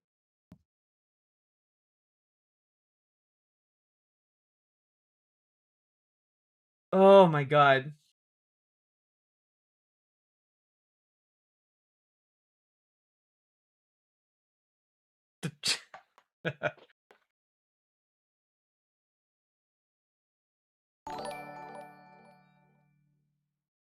Apparently Raul Julia knew he was dying and did this movie as a favor to his kids. That's actually a really wonderful gift. Fucking nailed it, too. Of course! Someone was paid real money to paint that? Hell yeah.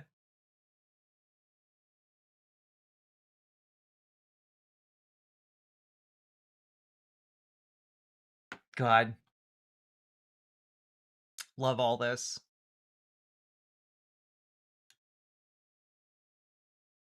Also, on a whim today, I watched the movie Coco.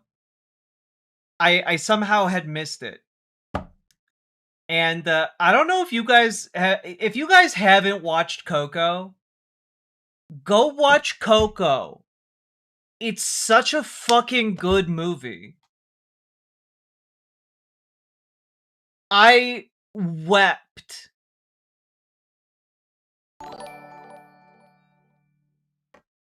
I could never. There's also another non-me link. Oh, there is? I missed it. I was so focused on... Ah, Max Danger. It gay. Madam President, we have an emergency. The situation is ongoing, but we have our people monitoring it from every angle. Tell it to me straight. There's a Glamazonian express headed directly into a massive storm.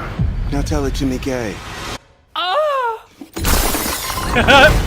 Conductor, are you saying that you're on a runaway train? Worse, we can't stop. It's a stormaganza. In English, please. It's gonna be a disaster. In Spanish, please. Va a ser un desastre. In Mandarin, please. There's no need to panic. You look different. Let me guess. Stroke? Can you read me? Girl, where do I start? No offense, it just smells like poor people back here. Didi, I was born with adult teeth.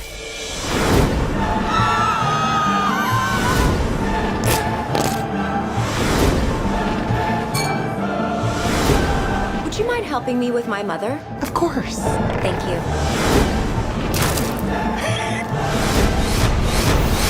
No way. Are you? I am. Are you sitting in my seat? I paid for the window.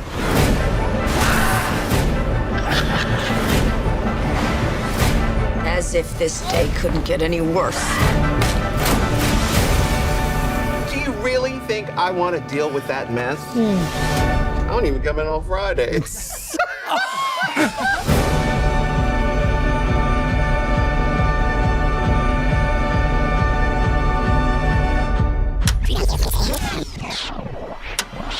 I thought that was Joel McHale.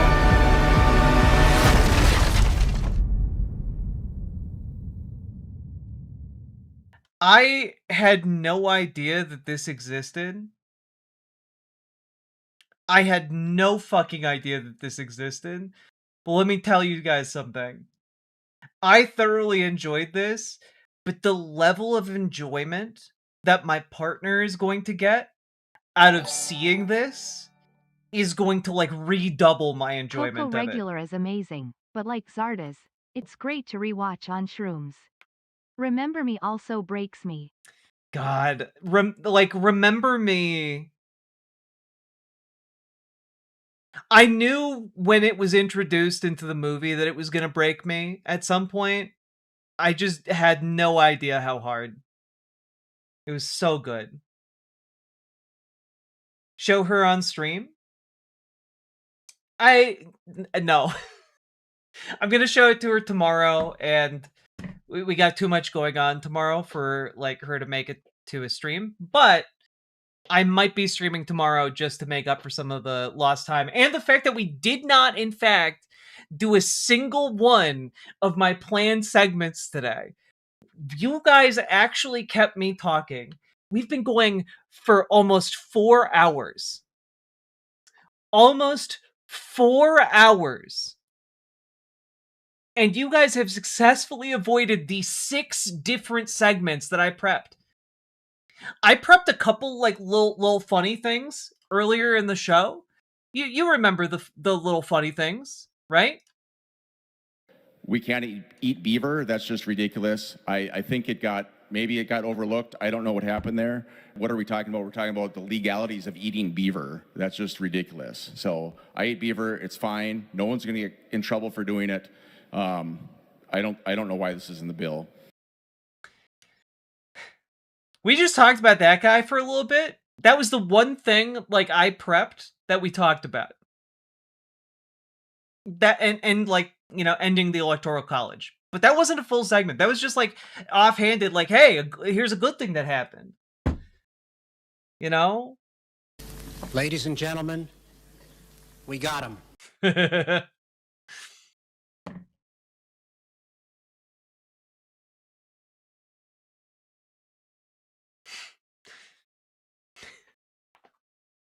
I can't believe how much chat derailed stream today. I mean, I think maybe I should have seen the stream derail coming when I started stream at like midnight and then immediately showed a clip of a man talking about how great eating beaver is. Maybe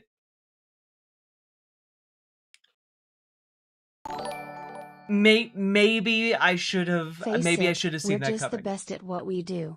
Beaver, shoving Barbies, and heckling awful comedians. Okay, but like, wait, I don't want to think of you guys as like...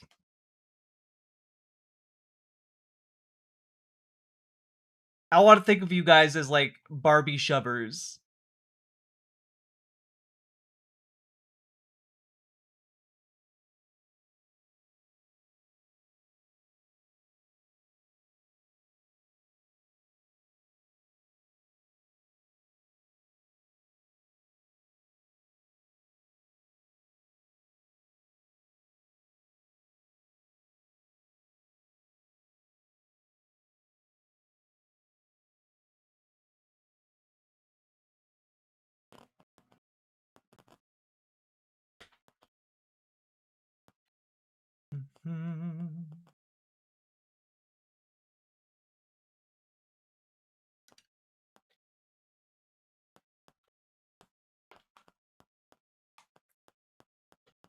Why would someone do that to Margot Robbie?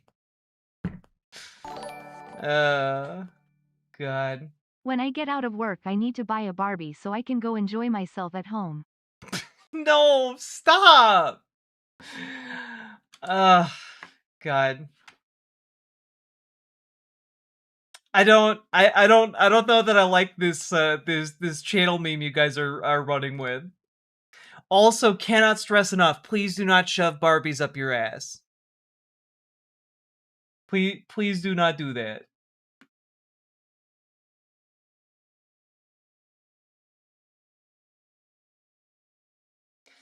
The Barbies were inside us all along. True, Barbies are safer than Buzz, but you know what's safer than all of them combined? It's dildos. Go buy things that are made to go in your butts, guys. If you must put something up there, go get something that's made to be put up your butt.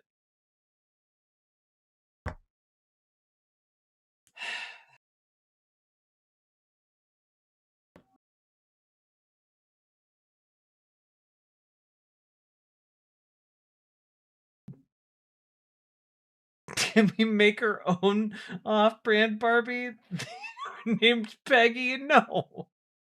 Don't. Stop. What is this 19 inches of venom? Is this okay, cuz like there's a roller coaster in Minnesota called Steel Venom. I don't know if that's related to Steel Venom. I don't know if it's related to I am Venom going from to shove Barbies Spider-Man. inside my Dr. Softhole. The Ratmen have prophesied thusly. Nathan, that's too many memes. It's dangerous to put so many memes together. Gasp, she don't know? I don't.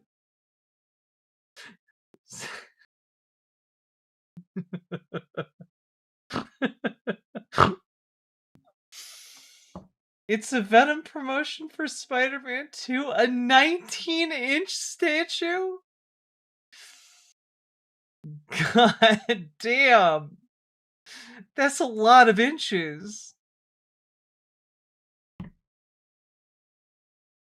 God, one of you is gonna go get like the fucking Dune popcorn bucket and fill it with Barbies. And I'm not gonna know what to do with that.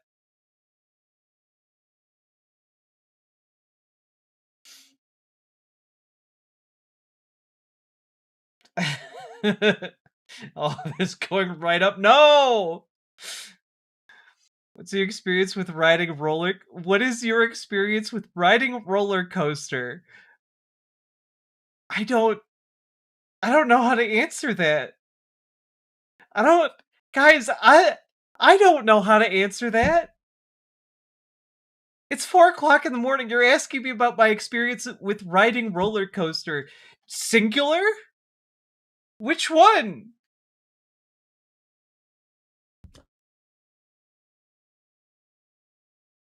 Hundreds of Barbies. God.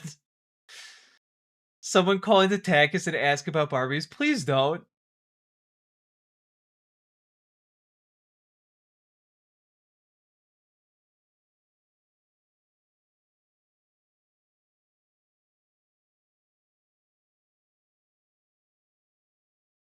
New Muppets rebrand for the Aerosmith coaster?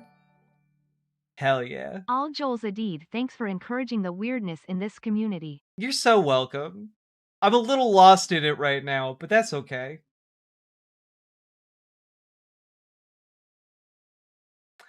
I do, however, need to sleep, because part of me is just, like, completely exhausted, and the other part of me is just utterly fascinated on, like, an anthropological level about what's happening here. And I, for one, appreciate each and every one of you. Do I get dizzy or nauseous with roller coasters? I don't really get nauseous on roller coasters. I also don't get dizzy, but I also don't enjoy all roller coasters. I don't like going upside down.